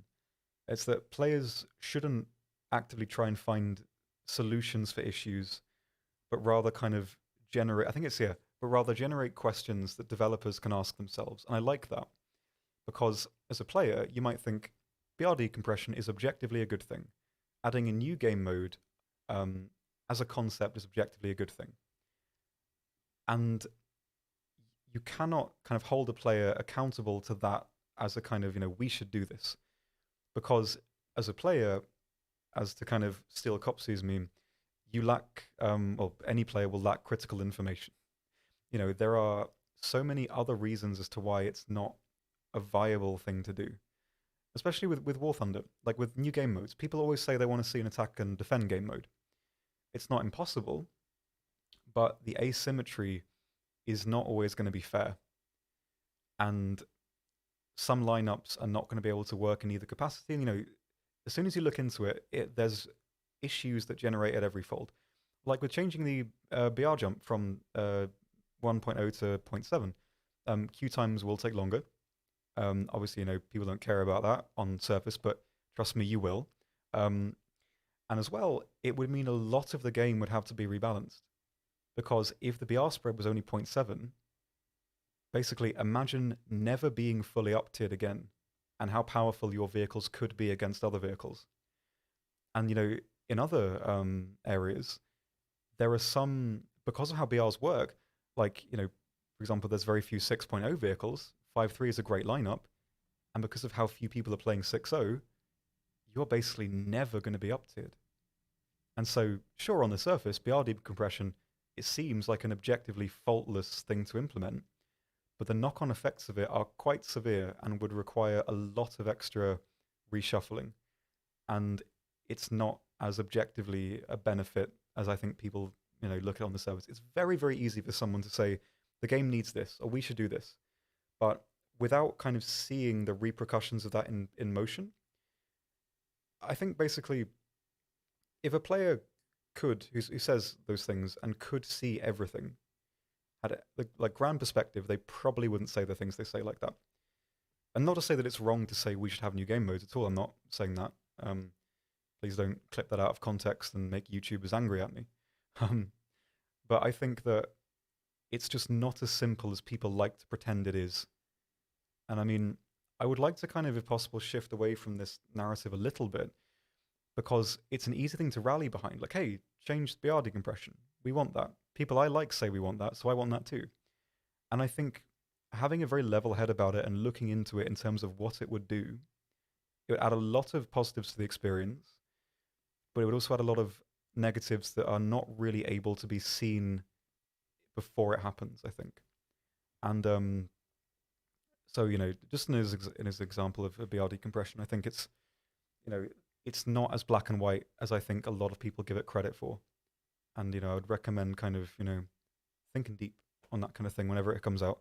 Because if in a game like this, if a situation seems objectively correct, it probably isn't. Maybe on 1 out of 10 times it is. I can concede that. But most of the time it isn't. Sorry, I've gone on a tangent again and missed a lot. I apologize. Glad to know not everything can be worked on in parallel and some complex. Yeah, absolutely. No, I really appreciate it. I mean, even just having you here to talk to is a very positive in my book. So, I appreciate it all the same. And where possible, I can forward anything. I want the game to be better. We all do. And yeah, that would be, the good ending. I think we're on the way there, I hope. Very happy to see how many folks are looking at Naval with fresh eyes. Not sure if you saw anything from the recent event Dragon hosted. I don't think I saw the most recent one. I saw another one he did, but that seemed pretty fun. Yeah, Naval has a really good capacity for custom environments, I think, that are predetermined and that kind of thing, and they can be really fun, I think. And like you said, it kind of ties into the replay factor as well, in that it's very there's a lot of ability to mold the experience outside of ranked, not ranked, but just general PvP, and I think War Thunder is really good at that. So I'm glad you guys have been enjoying it. I might see if I can check that out actually to see what you got up to. Let's see.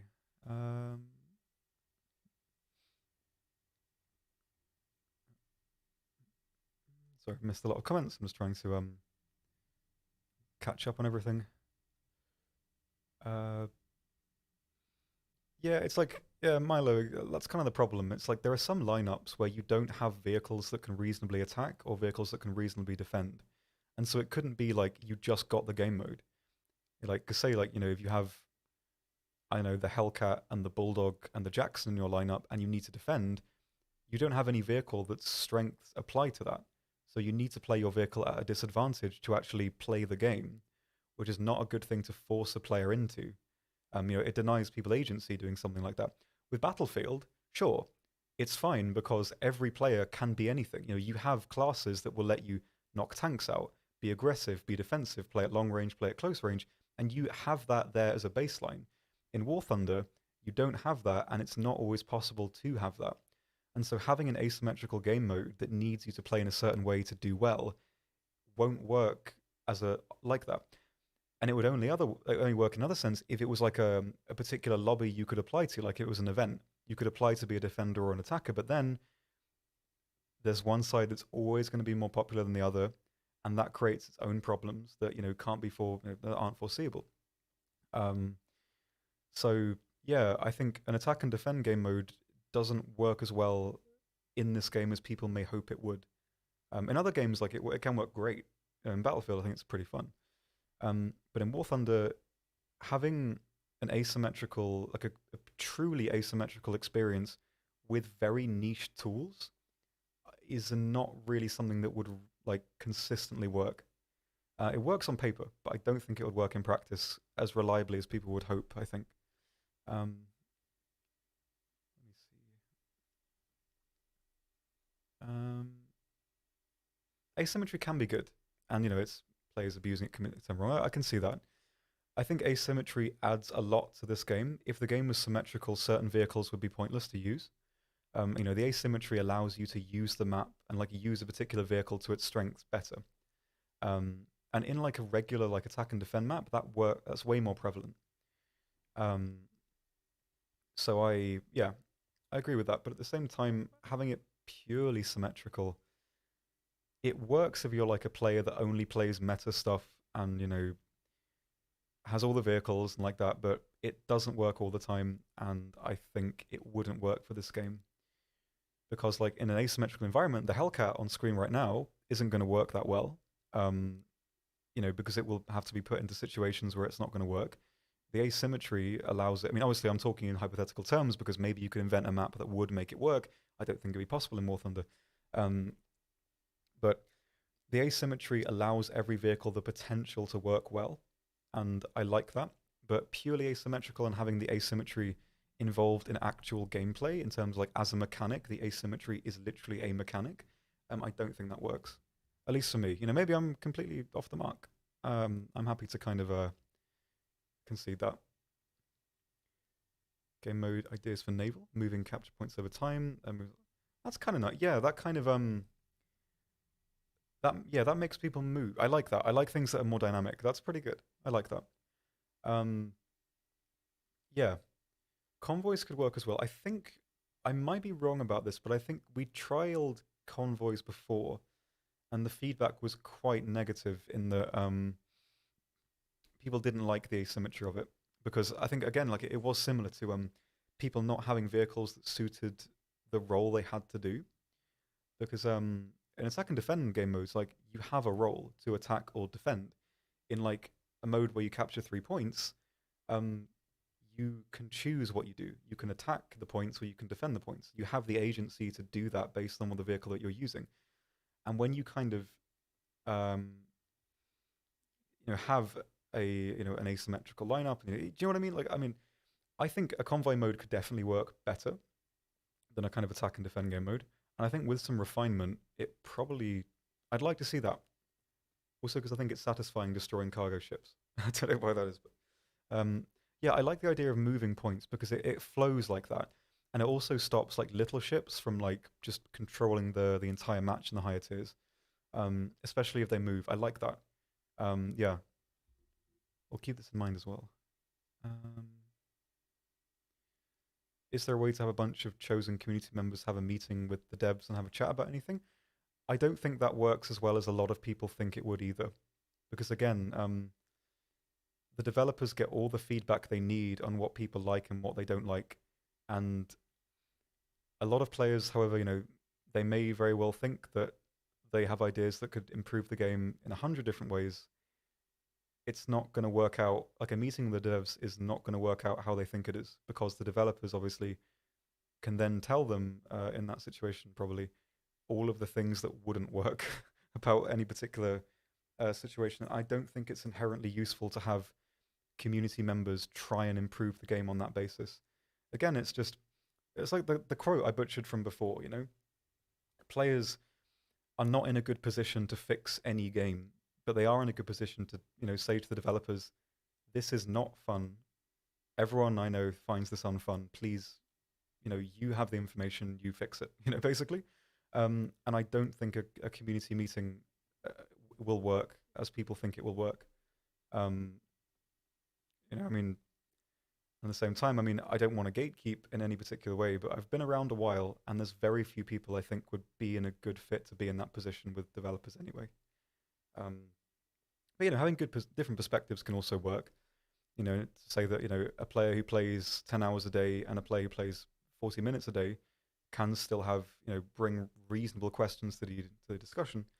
Um, I think it's not as valuable as an experience as people think it is going to be. Like your favorite YouTuber is not going to fix the game, regardless of how intelligent they are. They're not in a position to understand how the game has to work. And I think it. You know what I mean? I don't want to be too negative about it because I think obviously some communication either way is always a good thing. But I think to the extent uh, people are presenting in terms of like having a meeting like that, it's not going to work how you think it's going to work, and I don't think it's going to be as valuable as you think it is either. Um, we still have a lot of ability to pass things back and forth, even though people sometimes don't like to acknowledge that. Um, you see, I've missed many, many things.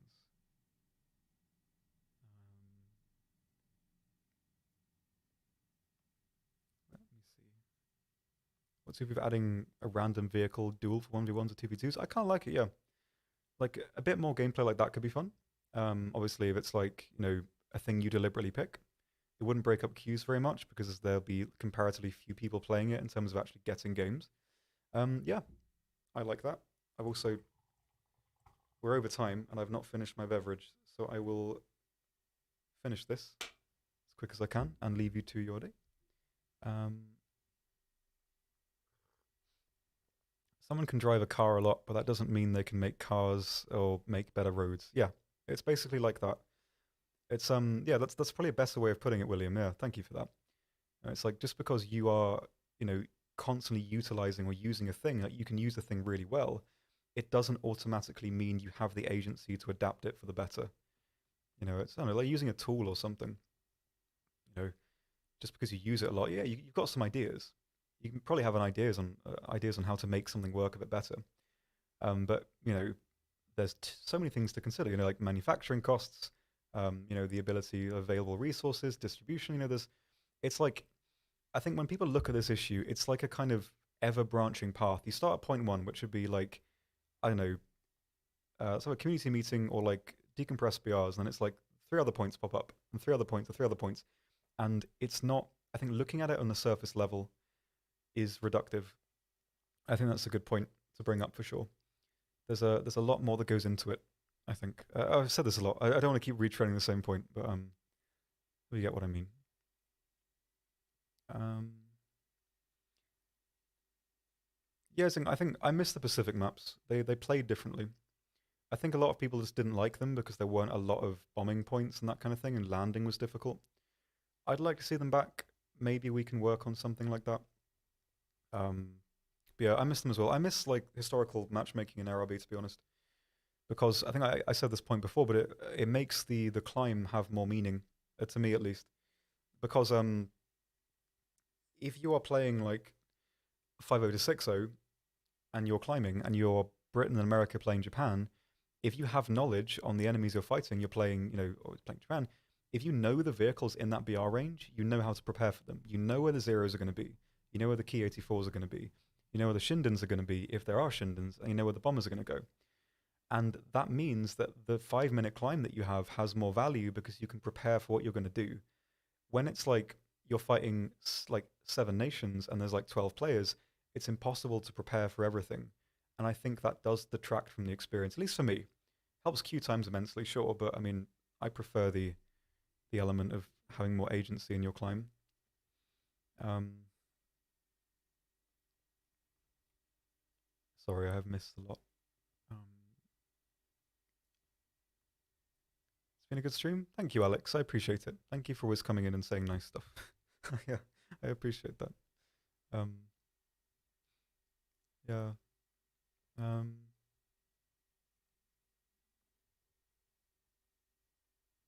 what does this say? Sorry, I think I missed this. Sorry, I took a lot of time on my quit. No, it's fine. I mean, yeah, like as Sentinel says, it's the point. I'm here to talk about the game with you and stuff. That's basically all of it.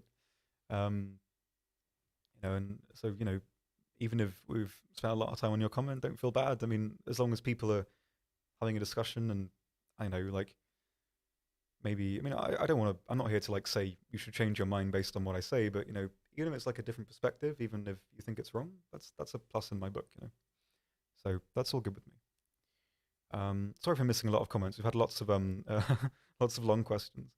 Always appreciate the calm and open talk inside the course. Thanks, Grumbles. I appreciate that. I'm very good at tangents, as you can probably tell. So I'm glad you don't completely hate them. Hello, John Cena. How you doing?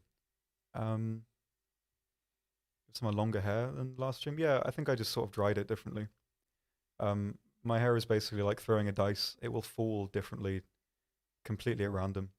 So sometimes it will look entirely different. So yeah, sometimes it looks longer. Sometimes it can look really short. Just depends on what I do with it. See you, Blitz. Thank you for the time. Yes, I did see Jagdpanther and Tiger 2P peak. I love the Jagdpanther. And congrats on your nuke. Have a lovely day. Thank you for coming by. Yes.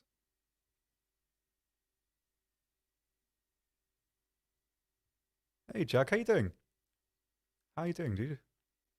I often put your streams on in the morning when I'm waking up because they're quite like relaxing to have on while I'm doing translation work. Yeah, how's it going? I love your decal, by the way. I think it's one of my favorites. My favorite thing is kind of putting it on a tank with like a very like um, flat surface, and then putting bushes around it because it's like the little jaguars looking out of the bushes, and it's really cool. So I like yours a lot. How's it going? Who is this juicy man here? I don't mean that in an intimate way. How you doing? Why can't the radar on the M163 work? It's a different type of radar, isn't it? It's not like a searching radar, it's just a tracking radar. I think you need to sort of be quite pinpoint with selecting on it. I think? I'm not sure. I'm honestly quite, I'm not sure. Maybe I'm completely wrong. Maybe I've missed it.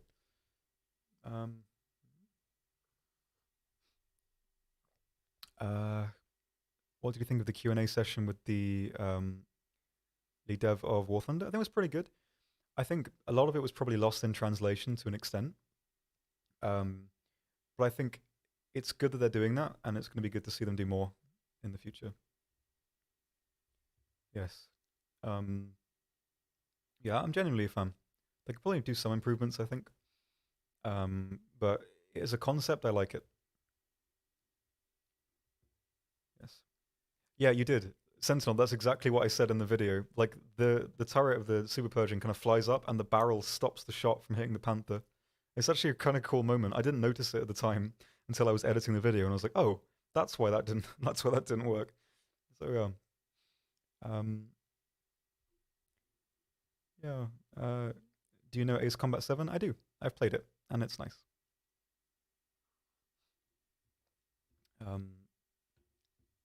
Yes. I mean, any opportunity to be. I won't finish that sentence, but I will. I can't even say the follow up to that sentence either. It's just standard breakfast tea today. Nothing like super engaging. I don't know if that's what I mean, but anything super interesting. But yeah.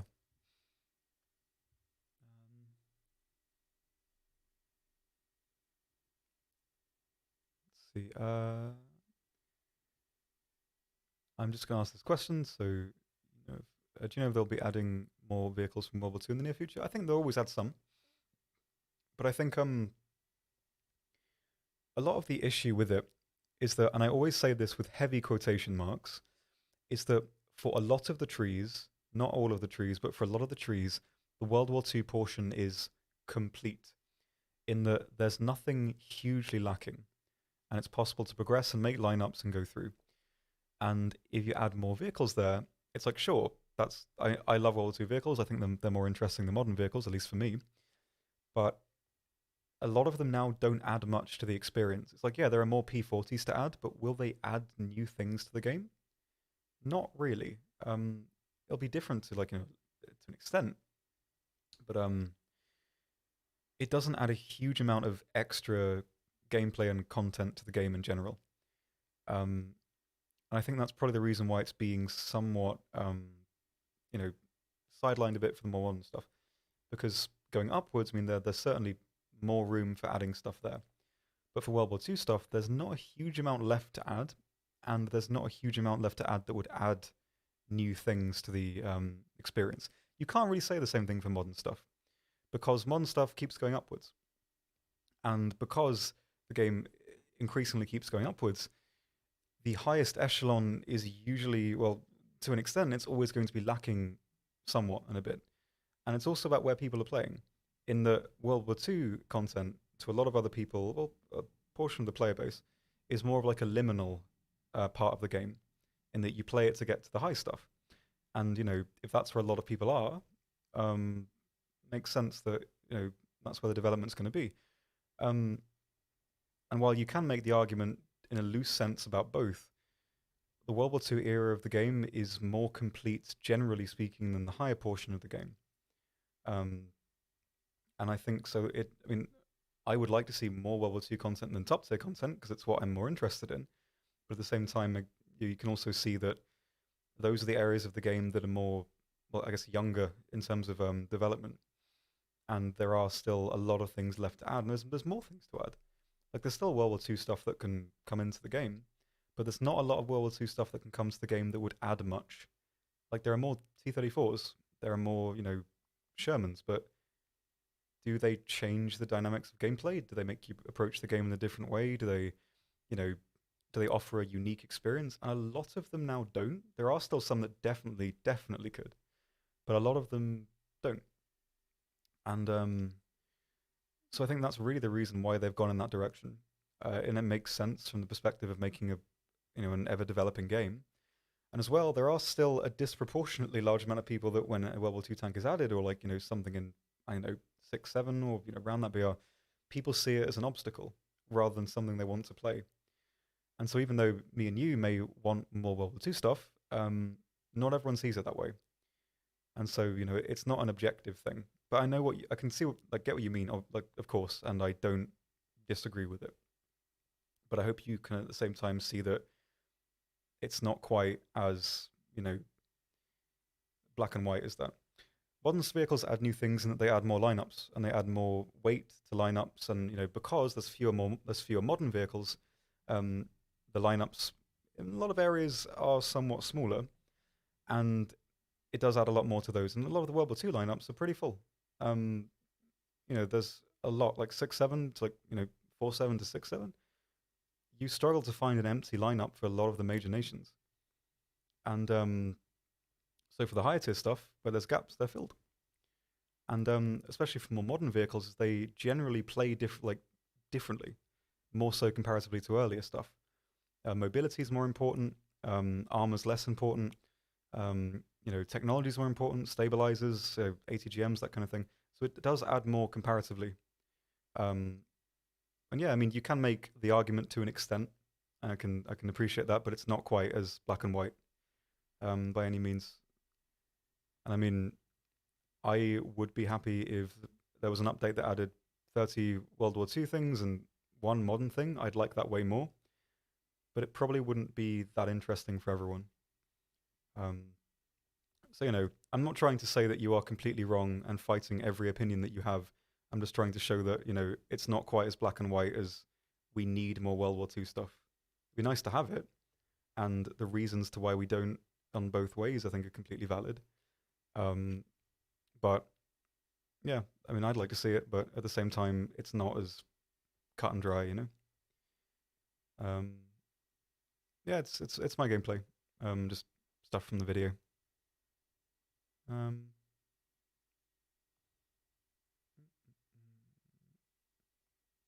Ouch. Here we go. Two-part question. How big a problem do you think BR compression is? And the second part is what max BR do you think would be needed for good BR decompression? Sorry, my throat's going a little bit. I will consume fluids.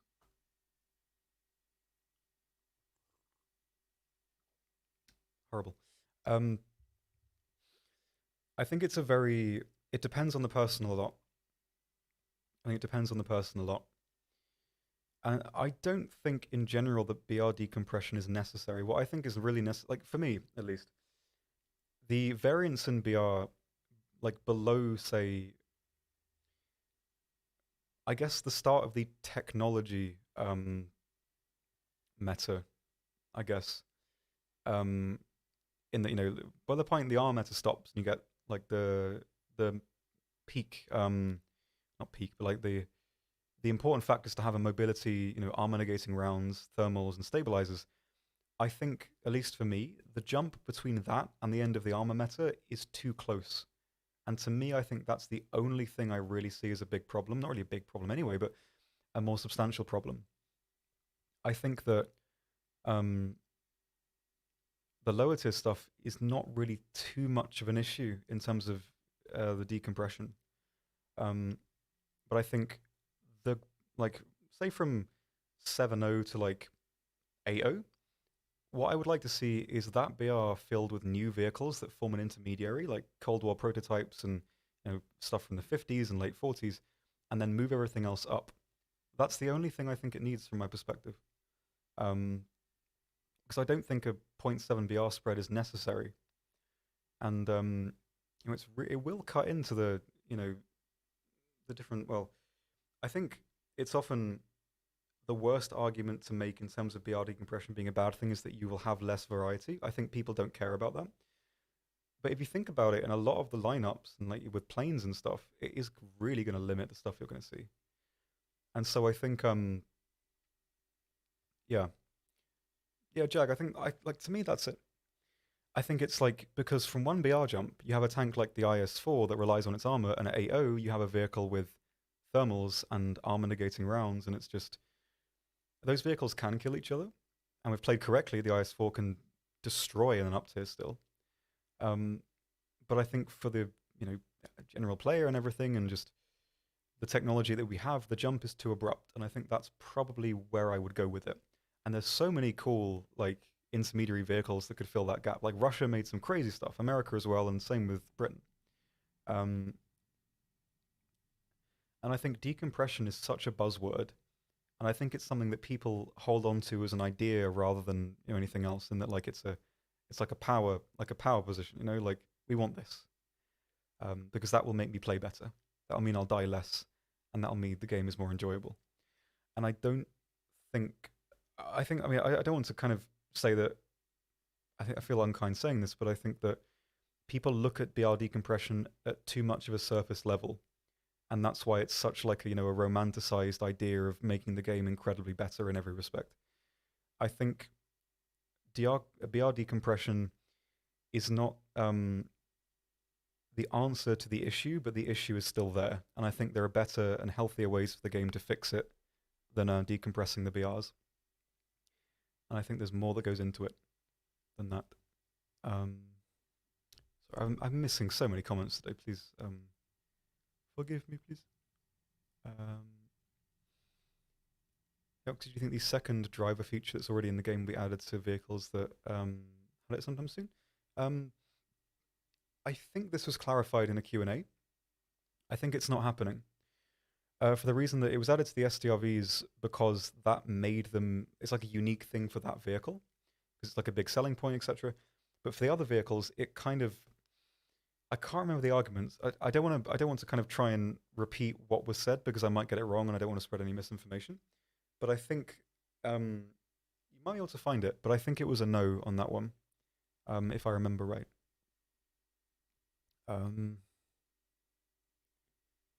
My eyes have gone again. Oh, Christ. I'm so dehydrated. I need to drink 4 liters a day, otherwise I'm going to disintegrate. Um,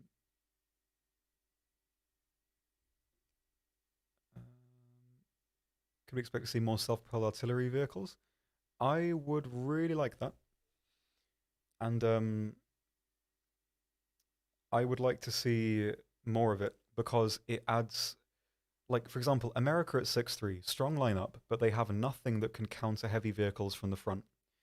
I don't think every vehicle should be able to do that, but I think it's useful if a nation has a vehicle with a lot of disadvantages that can do that. Things like the Störer Mill, that's slow, weak, long reload, negates all armor. Type 75 SPH, slow, weak, negates all armor. America don't have that, and I think America especially need it. And so I like vehicles like that because it adds new things to the gameplay. You play HE vehicles differently to other vehicles, and I would love to see more. And I think the team probably want to see more as well because they're with me. Not that like they should rally behind me. I'm rallying behind them.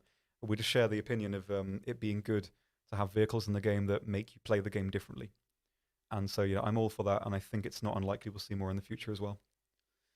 Um, what do you think about having different BRs in different modes for aircraft, the effectiveness in aircraft and ARB and AB? I mean, that happens already. I mean, in ARB or AB, if you take a 4.0 vehicle, a 3.3 vehicle, and a 3.0 vehicle, the BR you play is 3.7, so it is in play for arcade. Maybe something like that comes in the future, but I don't know really. I don't really think I've thought about it enough to have a good opinion right now. I'll think about it. I'll think about it.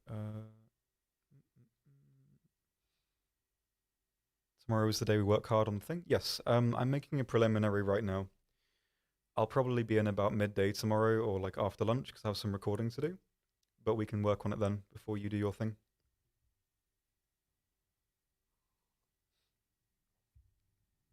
When I get paid, I'm going to buy a big crate of Mountain Dew as well. You can get a huge crate for super cheap on Amazon, dude. We are going to be on like a forbidden plane of energy when that arrives. Got you, dude. What's the secret to your hair? Do nothing with it. I put some like spray, like kind of anti-frizz spray in it, and just wash it with shampoo and conditioner, and then just put a towel on my head, and that's it. I don't really do anything with it. If I did something with it, it would probably be less gross. But I mean, it's very sort of deceptively soft, very fluffy, so it's hard. The thing is, my hair is incredibly thick, so it's difficult to do anything with it. So that makes it kind of difficult because you know, with fine hair you can do whatever you like, but if your hair's quite thick, it does what it wants, and you can't do anything with it unless you really thin it out, and that's quite bad for your hair. So I just kind of have to deal with it, or a hat. But I'm not going to do that. Yeah, I wash it every day. I condition it every 2 days and shampoo it every day. It just looks quite dry because it's so thick. You know, the comments of people saying that your hair looks dry are made by people who don't have thick hair because Christ, it's it's very very difficult to manage. Um, but yeah, it's just it's also the lighting I think makes it look like that. No, it's actually very soft. Not that I'm inviting you to feel it. Please don't do that. Mike's still dead. I think he's better now. He should have had his. Well, today I think he's having an operation on it. Maybe. We're having them taken out. There's a wisdom teeth, I think. But you'll hear more about that soon. I will vacate soon, I think, because I've done a lot of talking, and I need to call my dad. He's been away with his sisters over the weekend, so I need to talk to him about how he's getting on. I don't want to run out of oxygen before then. Ha ha ha. 1 second, I just need to have a work message.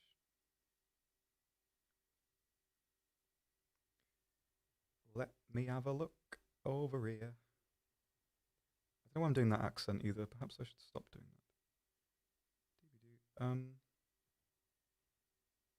that. Okay, we're all good.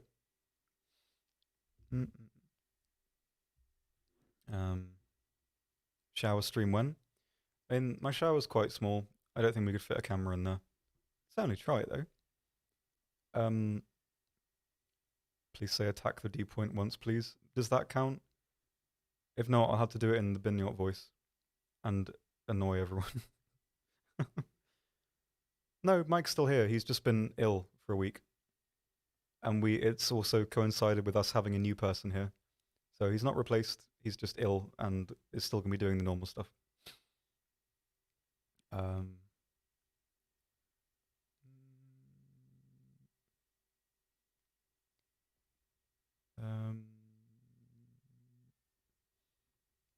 Sorry for saying this again, but second driver. Yeah, I think for Sweden it's more of like a Swedish thing. What I understand is to sort of add something unique to their vehicles and stuff. But for the others, I think it's just See, I can't remember the argument. There was a point made from it, but I can't remember it exactly, so I don't want to kind of incorrectly repeat it. So if you can find it, it probably gives you the answer there. Um, excuse me. Joke book? Oh no. Did I miss it?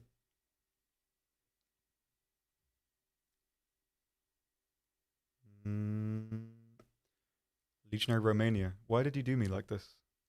Please, don't do me this way. Please. Um, so, um, are you here, Mr. Joke Initiator or Mrs. Joke Initiator? Mr. Legionary Romania, are you here? Because we have like 2 pages of limericks, 4, 5, 6, 7, 8 pages of limericks. Do you want me to read the limericks, or would you rather I skip to the jokes? Because I don't mind either. The agency is all yours, my friend. What would you prefer? Because next we have a chapter on snow and iron golems. I don't know why I said golem like that instead of golem. No, which golem? How do I even say that? I think I forgot how I speak. Yeah. Would you rather have the jokes or just me saying vaguely Minecraft related things? Because that won't be great. Maybe I don't know. It's up to you. It's the points are yours. Or they were.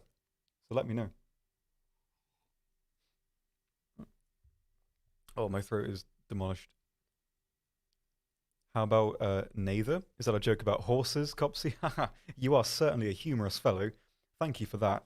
Um, we could do a vote, but I don't have access to the account on this PC to do the polling.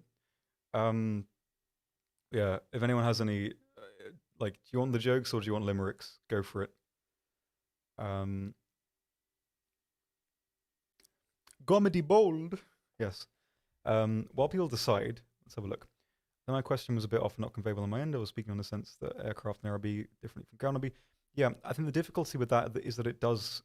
I think this was an issue in the past, and I think the way that they somewhat mitigate that is the spawn points. In that, like the Horton, is was at the time better in ground RB than air RB. Not really the case now, but so the spawn points are what kind of affects it, not the BR, and that kind of works to an extent. But I can see the problem that you mean. Um, but I think it does overcomplicate things a bit. That probably doesn't seem like an excuse, which I can appreciate.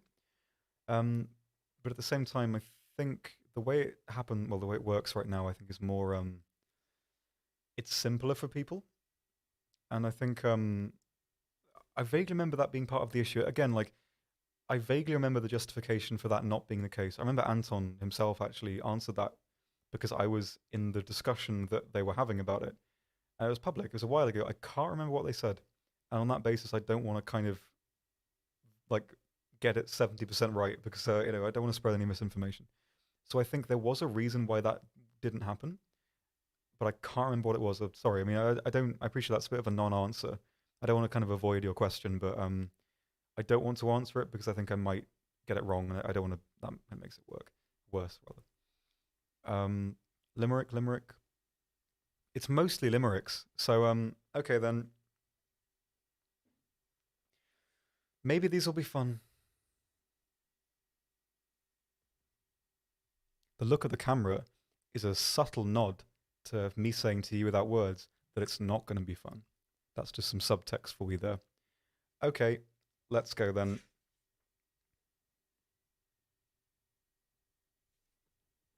There's no way these are real. These are just bad. Not that the others were good, but this is the quality of the Minecraft limericks and the Humor Compendium. Flying unaware into very hot lava, we catch on fire. I just don't know what to say. I don't know what to say to that. There's so many complicated emotions that come. I'm not even messing with you. There's actually complicated emotions that are bubbling up from reading that, and I don't know why. We sleep all day long, and if you're invisible, we can still see you.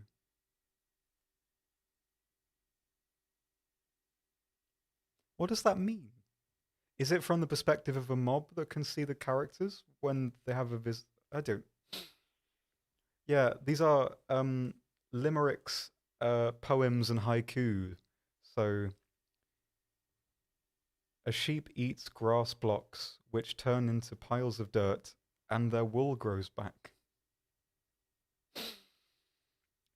I think I'm experiencing an emotion that we haven't quantified with words. I don't know what I'm feeling. I feel like, right, I know how I feel. Reading these makes me feel like I'm watching a Pilot Red Sun video. Exactly how I feel. Watch that channel, by the way. Maybe you'll get what I mean. It's the same emotion. Okay. Tamed wolves will attack skeletons if unprovoked. They are wanting the bones.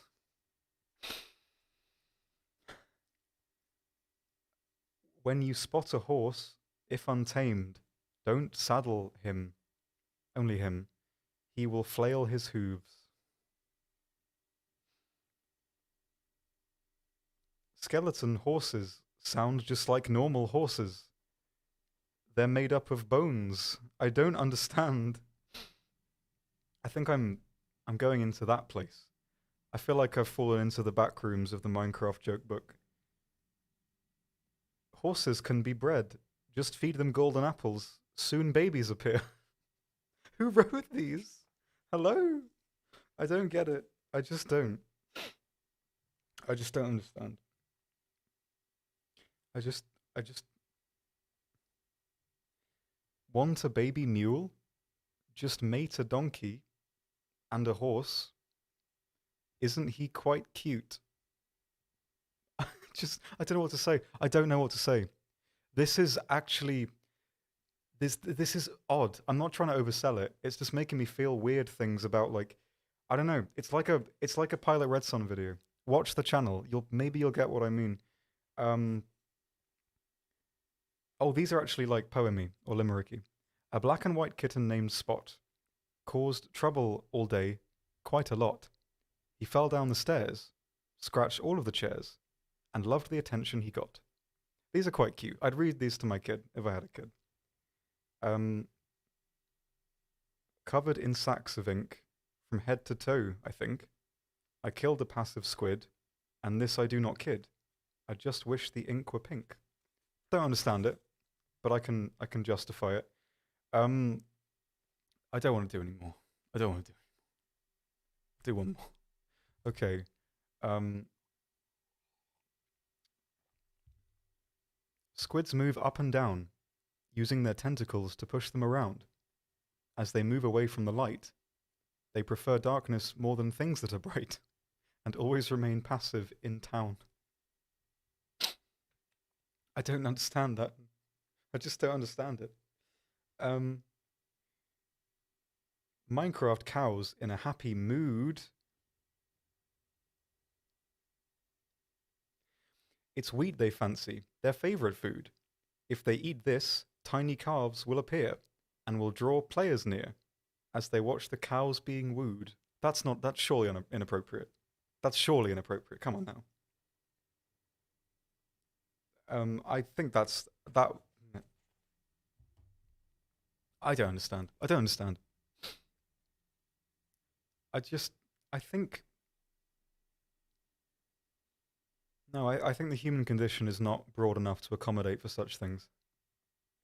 Or maybe I haven't developed as a person long enough to understand. But I think we'll get there. Anyway, um, hello. Um, Sorry, YouTube. That was probably completely vague for you. Yeah, on Twitch we have a channel point reward where you can read, well, I will read Minecraft jokes or limericks or poems, and you can enjoy that um, if you want. I don't know. Hmm. Yeah, the syllables of that one were kind of garbage. See, garbage is good as a term because the gar is a fish and it's beige coloured, and I like that. I think my brain is broken. Can I fix it, please? Um, yes, maybe some more War Thunder to like 10 more minutes, and then we'll vacate for the day before I embarrass myself further, um, yeah, hit me up with some questions while I briefly read my work messages. I may have missed some. Um, yeah. Mm-hmm. Mm-hmm. Mm-hmm. The Wi-Fi in this room is very bad, so I can really barely read at the moment. Uh, hello, hello, hello. Um, all good. Nothing on fire. Nothing on fire. Nothing on fire. Let's go. Become one hype. Yes. Yeah, Romania, you did. You did. That I think that was as disconnected from reality as I've been in a while. That was pretty good. Um, thanks for that. Please don't do it again. um, yeah. Does France get some new planes? They do. They do indeed. Um, Mike's unwell. He's not gone. He's just had some issues with his teeth recently. So he's been away and can't be doing streams at the moment. But this week, hopefully, should be feeling all right. That's sort of the accent that my dad has, so I emulated a bit. He said a long week away with his sisters um, in a cottage somewhere. I think having bread and coffee. I don't really know if he's enjoying it, but we'll find out. Um, mm, what's your top three choices of fighter planes in the Italian tech tree? The C-202 EC, yeah. I think the C-205, the late ones with the three cannons, and the 202 EC. I still have a 30 and OKD in that thing, I think, when I first played it. Such a good plane. And the G56 I love as well. Like, irrespective of the repair cost, I think that's a bit of that does kind of burn it a bit. But generally speaking, I'm a big fan. Um, Italy has some really good fighters. Their tanks a bit, but in terms of planes, they did some really good stuff. Um, what are your personal thoughts on the addition of the Israeli tech tree? I don't really see it as a negative in any way. Um, it doesn't really deny content for other nations. It's completely optional. You can research it if you want, and it's like an alternate fast track to some higher tier vehicles. It's like if you get to rank 4 in Britain, but you wish you played France, you can try it in the Israeli tree. I don't really think it's a negative at all. And I mean, and a lot of people try and say, oh, let's copy and paste or whatever. But I mean, it's no one's forcing you to play it. It doesn't detract from resources in other areas. It's there for people who want it. It adds a new gameplay experience when the ground tree comes out as well. And I think there are still a lot of unique stuff planned, especially for the future. So yeah, and I mean, why not? I don't really see I don't see it as a huge negative. Can I make it back to base 1 minute of fuel on the F2 Sabre? It depends entirely on how far away you are, I think. But if you lower the throttle and glide, you definitely can, depending on your distance. But generally speaking, I think you have a good innings. 20 kilometers. If you're high enough, yeah. Um,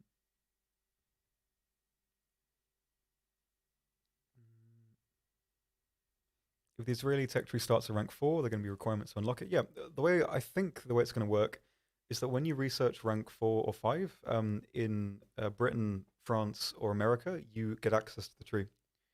I think that's how it's going to work, I believe. Um,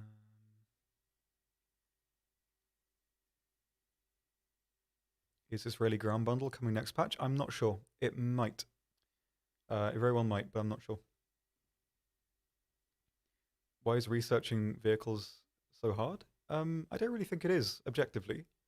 It can certainly be slow, but I think I think I don't want to kind of go over the whole point. There was a whole moment I had about this for about 20 minutes. We spoke about it. But the only advice I can really give you is that if you focus on just progressing and just getting the new thing, um, you will not have fun with getting progressing through the tree. And I always think, If you're struggling, I would aim on spading stuff. Spade the vehicles that you have, um, because you'll make progress to your new vehicles, and the vehicles that you're using will get more powerful. And so it's a good feedback loop. You'll be, improving stuff. You're making progress, and you're making basically two sets of progress at the same time. Um, and I think that's a good thing. It's like eating a yogurt. You're getting hydrated slightly and having food, and that's great. And I think that, yeah, so give that a try. Habits and Fritz, why are you sad? Why are you sad? What's up? Um, Honey Macarver, will there be for this? I'm not sure. I'm not sure, to be honest. We'll have to see when the next update comes around, I suppose. Um, hey, the me. Yeah, I think it's a difficult system, and I think there can definitely be some refinement to it. Um, that's obviously PR speak for I appreciate it's not perfect, but don't know a solution. Let's be forthcoming about that. Yeah, I mean, yeah, it's not a nice feedback loop to have. I think there's definitely some work that can be done on making it less severe, especially I often think it's bad for a game to punish you for something out of your control. But because it's a vague problem, like getting a team killed or whatever, it's abusable. If you had no repercussions, you can be playing in a squad and say like, if you're getting crit, you could say to your friend like, "Hey, shoot me so I can deny the enemy a kill, and I wanted to pay repairs." It's not a black and white problem. I think it can be made better though, and you're not wrong for saying for having an issue with it. We can definitely talk about that. I think there's a problem. Yeah, and there's already issues with it. I mean, you'll see if you see some sweaties play, they will often team kill each other to deny spawn points to the enemy team. I mean, it works, but it's not really great. A few more minutes, and I will leave you for today, as it's been a very long time today. We've been going for ooh, nearly 3 hours. Hefty. I still have some bits and bobs to do. Yeah, it's like I appreciate that. Yeah, it is a bit more. It's kind of vague like that. So it needs to kind of be in place to an extent. But yeah, we can make it better. I think we can always make it better. Um, yeah, it can be tricky. I'm glad you enjoy Sim though. I used to play Sim a lot with my old friends. We're still friends. I don't really play very much because I don't have time. But yeah, Sim can be great fun. Some of my best memories in this game are playing with Kurt Tank, Japes, Frayne, Dominique, the whole gang, and just like against the odds winning against players we knew were good. That was so much fun. I really miss those guys. Play again soon, I hope. Hope they're all doing okay. Um, is the terms worth it? As a product, yes, undeniably so. If you know that you'll put time into the game and you want a vehicle that's objectively the best, well, basically, the terms has the highest potential for income you can get. That doesn't make it the best vehicle for you, but in terms of literal raw numbers and raw potential, it is the best product you can buy. Does that mean it's a good one for you? No, it doesn't. So I wouldn't say. The thing is, I think it would be dishonest to say it's worth it in a blanket sense. It might be worth it for you. It might not be. If you have a lineup and you're confident with how top tier performs, sure. If you already have like rank 6, excuse me, and rank 5, um, you don't really need it. And it's a very easy vehicle to misplay. It's also a vehicle that, in the wrong situation, doesn't have a lot going for it. And so a product like that's hard. But as a product, it's good because it works in up tiers, works on almost every map, and has the ability to counter almost anything, and has very good passive armor in protecting you from chemical. Um, but yeah, I don't think I can say. I think purely the most honest way I can put it is, as a product, it's the best you can buy objectively from the perspective of raw numbers. If you play every match perfectly, the terms will get you the biggest reward every single time, and that's objectively true. Functionally, though, it's not the easiest vehicle to use, and it can be demolished by a player who knows what they're doing quite easily. So it's not as black and white as that. I think if you are confident with how you play the game, um, if you know how the vehicles work, you have a lineup, and you know that you have the time to dedicate to the game, go for it. But I don't think it's a yes or no answer. I think. Um, Let me see.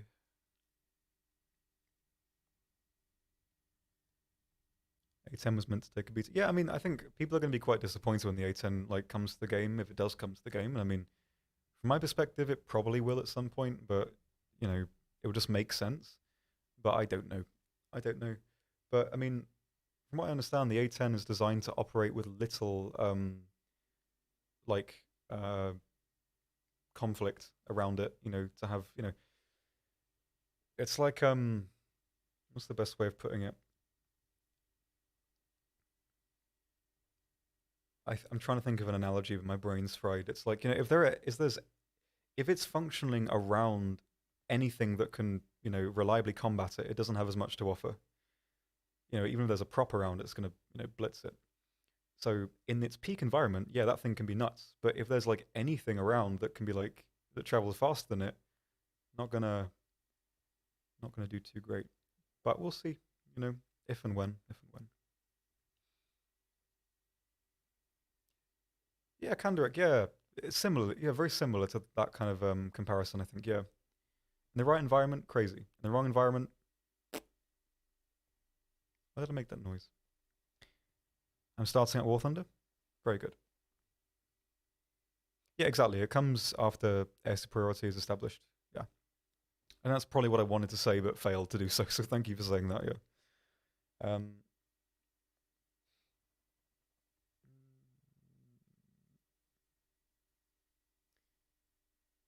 Is the A10 mostly used for insurgent forces? I don't know. I'm not really too familiar with how the real life functionality works. I think I have a lot of learning to do. I think in that area. Nearly finished my beverage. Not that that's an event, but I guess it is.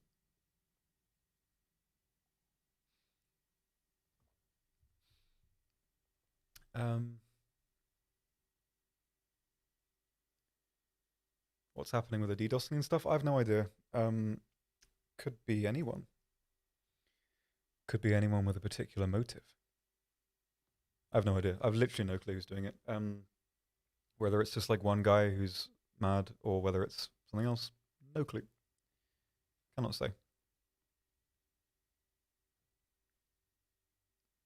Love you too, Skyline. I think. Can I say that? I think so.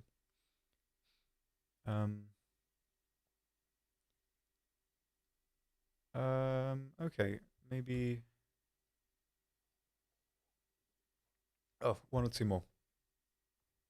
One or two more, and then I will vacate because I don't want to take up too much time. And I've got stuff to do today. Still. Oh, bloody hell. Ouchies. Praising Skyline. I wasn't talking about you. There's another Skyline in the YouTube chat, and I was responding to them. Sorry if that came out of the blue for you. I wasn't talking to you. Sorry. Yes.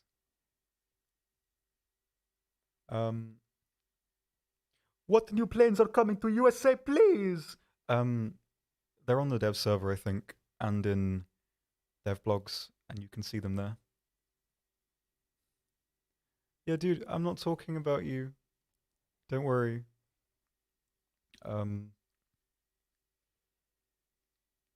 Yeah. With the T14 on Marta, was that what BR do you think it would be?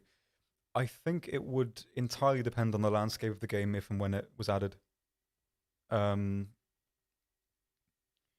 I mean, right now we can make a guess, and in 4 or 5 years we can make a guess.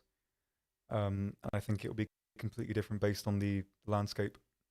So I'm not sure. I'm really not sure. It would depend on how things go. Maybe things would change a lot.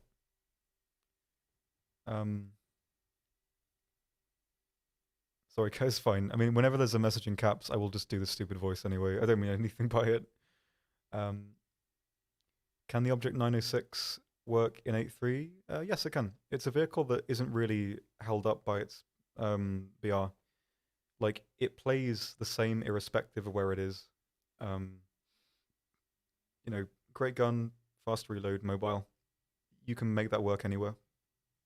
So it still works fine. 8.3, I think. How difficult is this game to get into? It can be very, very difficult, but it depends on your pace. If you take it slowly and move up slowly, play with friends, and literally like don't rush too quickly, it's not as overwhelming as it seems. Um, if you kind of push as hard as you can, um, well, from the offset, like go heavy, like don't have make great lineups, etc. It can be kind of tricky, and I can appreciate that. So I think if you are looking to get into it, I'd play it slow. Stick in tier one, tier two, spade your vehicles, learn the strengths and weaknesses, what different types of vehicles do, and just practice in a less kind of intensive environment. Because the higher up you go, it does get more intensive, um, with more repercussions if you lose. So the lower you are, the more kind of relaxed it is as an experience, and that's probably what I would recommend. Um, yeah, I think so. So yeah, I would, in any case, recommend playing it. It's it's got me here for better or worse, and so I definitely give it a go. T-Tome? That could be true. Hello, Ione. How are you? What loadout do I use with A36 in Dogfight? Don't use anything. Don't take gun pods. You are gonna want the sort of the speed and the, well, not really maneuverability. It doesn't have very much, but go clean wing with it. Clean wing rather with it. It's not really. It's a very heavy plane, and against some of the stronger vehicles, you're not gonna have a lot to do. So maintain your energy. Don't make too tight maneuvers. Don't bleed too much speed, and you'll have an okay time with it. I think. Um, I always felt like spading is a silly term. Um, yeah, it's because the Ace of Spades icon was displayed on the old unit icon. It's still there, I think. Um, but yeah, I mean, like, it's not exactly the most perfect term for it. It's just kind of, it's in the just like I don't know the nomenclature of the game now is like a term. Like jaying out. Jaying out on its own is probably not the best way to describe leaving your vehicle.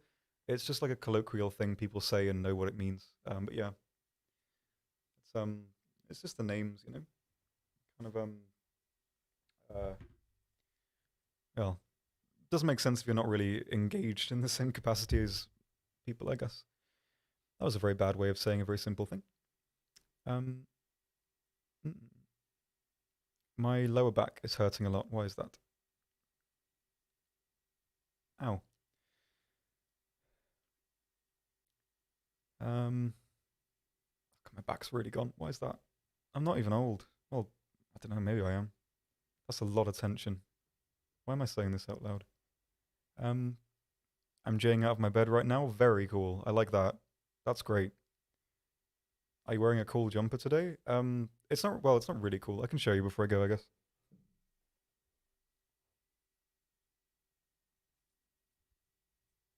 It's kind of Christmassy.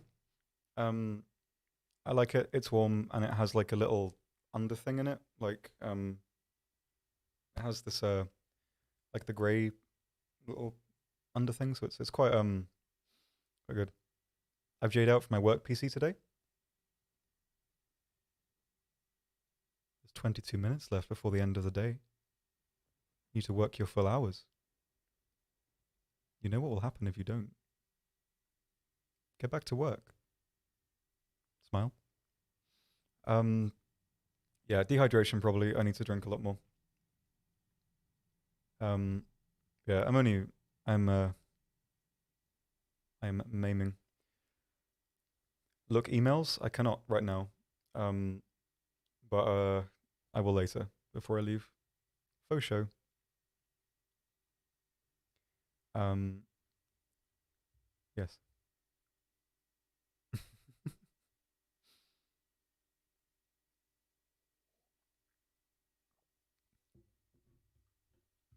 I technically did 2 hours of overtime. Man, you think that's enough. I haven't taken a lunch break in this company in about 8 months, unless unless people drag me to the schnitzel place. Oh, no, I'm screwing with you, dude. That's perfectly fine. I mean, if there's not much else to do and even working early, go for it. Um, but it's all good.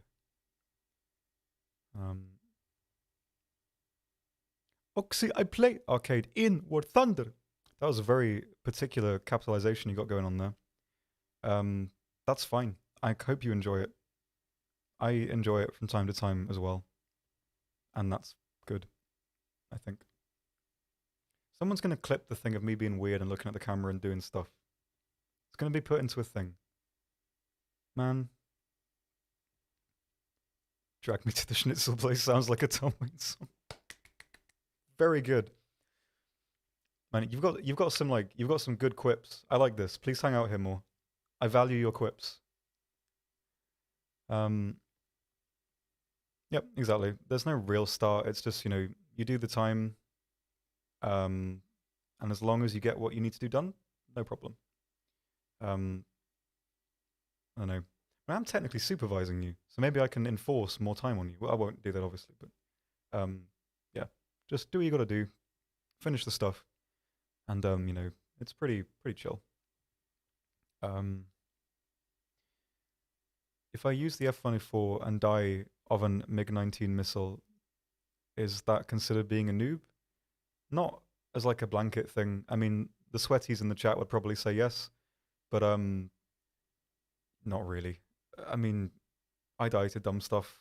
Good players die to dumb stuff. It just kind of happens, Don't beat yourself up about, dying to a weaker enemy or anything. It's just, part of the game. I think I like that about the game. Yeah, don't worry about it. 8 is early? My dude, 8 is not early. Like 5:30, 6 is early. 8? Luxury, dude. That's luxury working in this country. I finish in like over 3 hours. Sad. I hope the train was not delayed and that it wasn't too expensive today. Yeah. Let me see. I have to J out of my home to go to work on my day off. Man, that's not cool. Hope you have a nice day regardless of that, though. That's never very fun. I have to come here some days on my day off to record stuff as well, so I kind of get it. Not completely, though.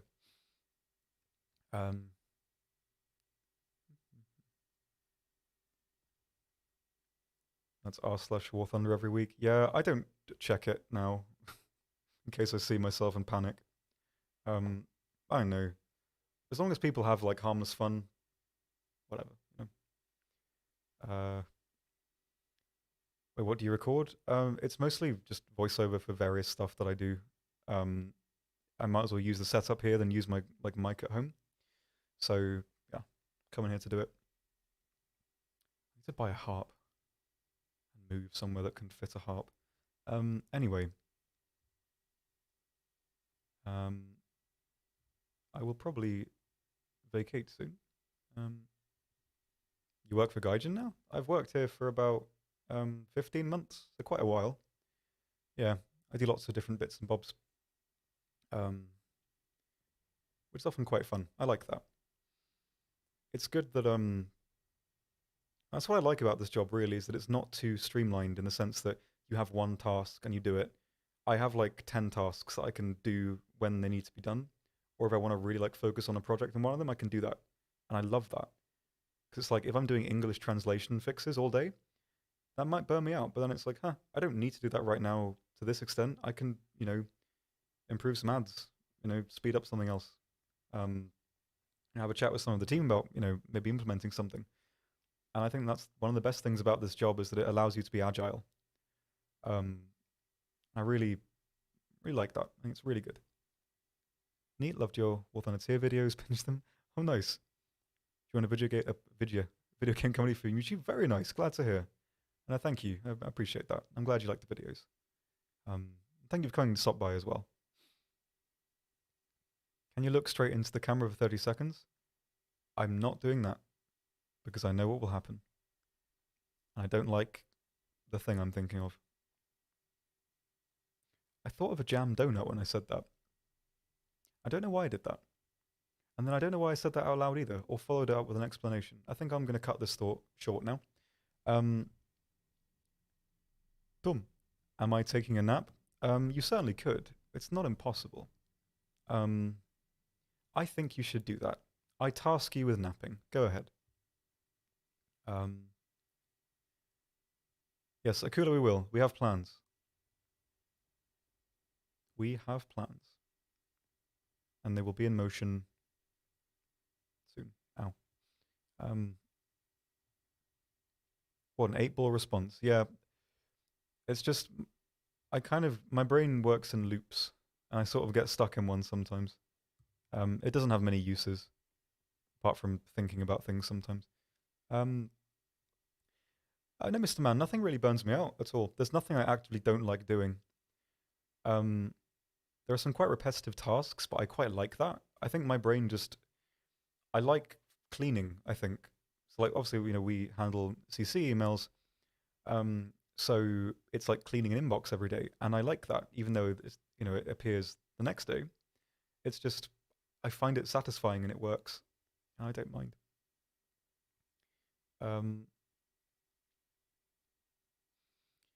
I might do air reviews.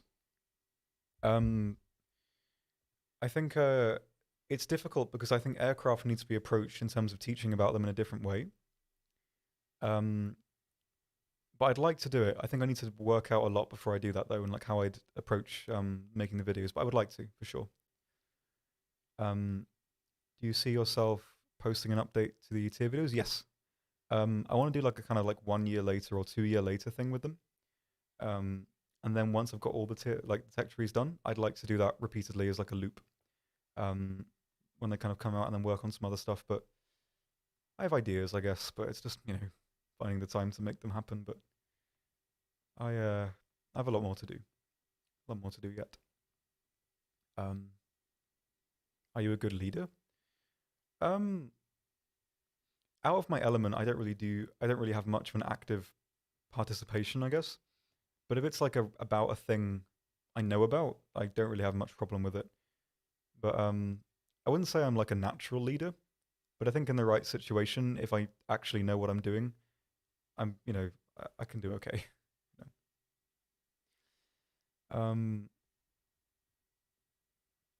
Yes. Anyway, it's nearly 6, and I've been streaming for a long time, and I can no longer focus my eyes because I'm probably dehydrated. I don't know. I need to buy water. Or I could just steal some from the taps. Is it considered stealing water from the taps? I don't think it is. I'll think about that. Anyway, yes. Sorry if I missed your questions today. It's been a very long one, and I have had lots of tangents to go on and that kind of thing, so sorry about that. But I hope you've enjoyed being here. Please feel free to come next time if you have any more questions. I will do my best to help. Excuse me. Yes, I'm very bad at doing outros and that kind of thing, but hopefully it's not too awkward or whatever. But yeah, thank you for coming by. You will see some action hopefully tomorrow. Not from me. But then later on in the week, I will be back on Thursday and Friday with Mike, if he's feeling better, which I think he should be. So, yeah. Final thing, I guess. I do stream. Well, I used to stream on Twitch. I might do in the future, but not right now. Maybe we'll see how it goes. But yes, we'll see how things go, I guess. Yeah. Anyway, thank you all for being here. I appreciate it as always. Hope you've had a nice 3 hours if you've been here for that long. But anyway, yeah, have a lovely week, lovely day, and I will see all of you very soon.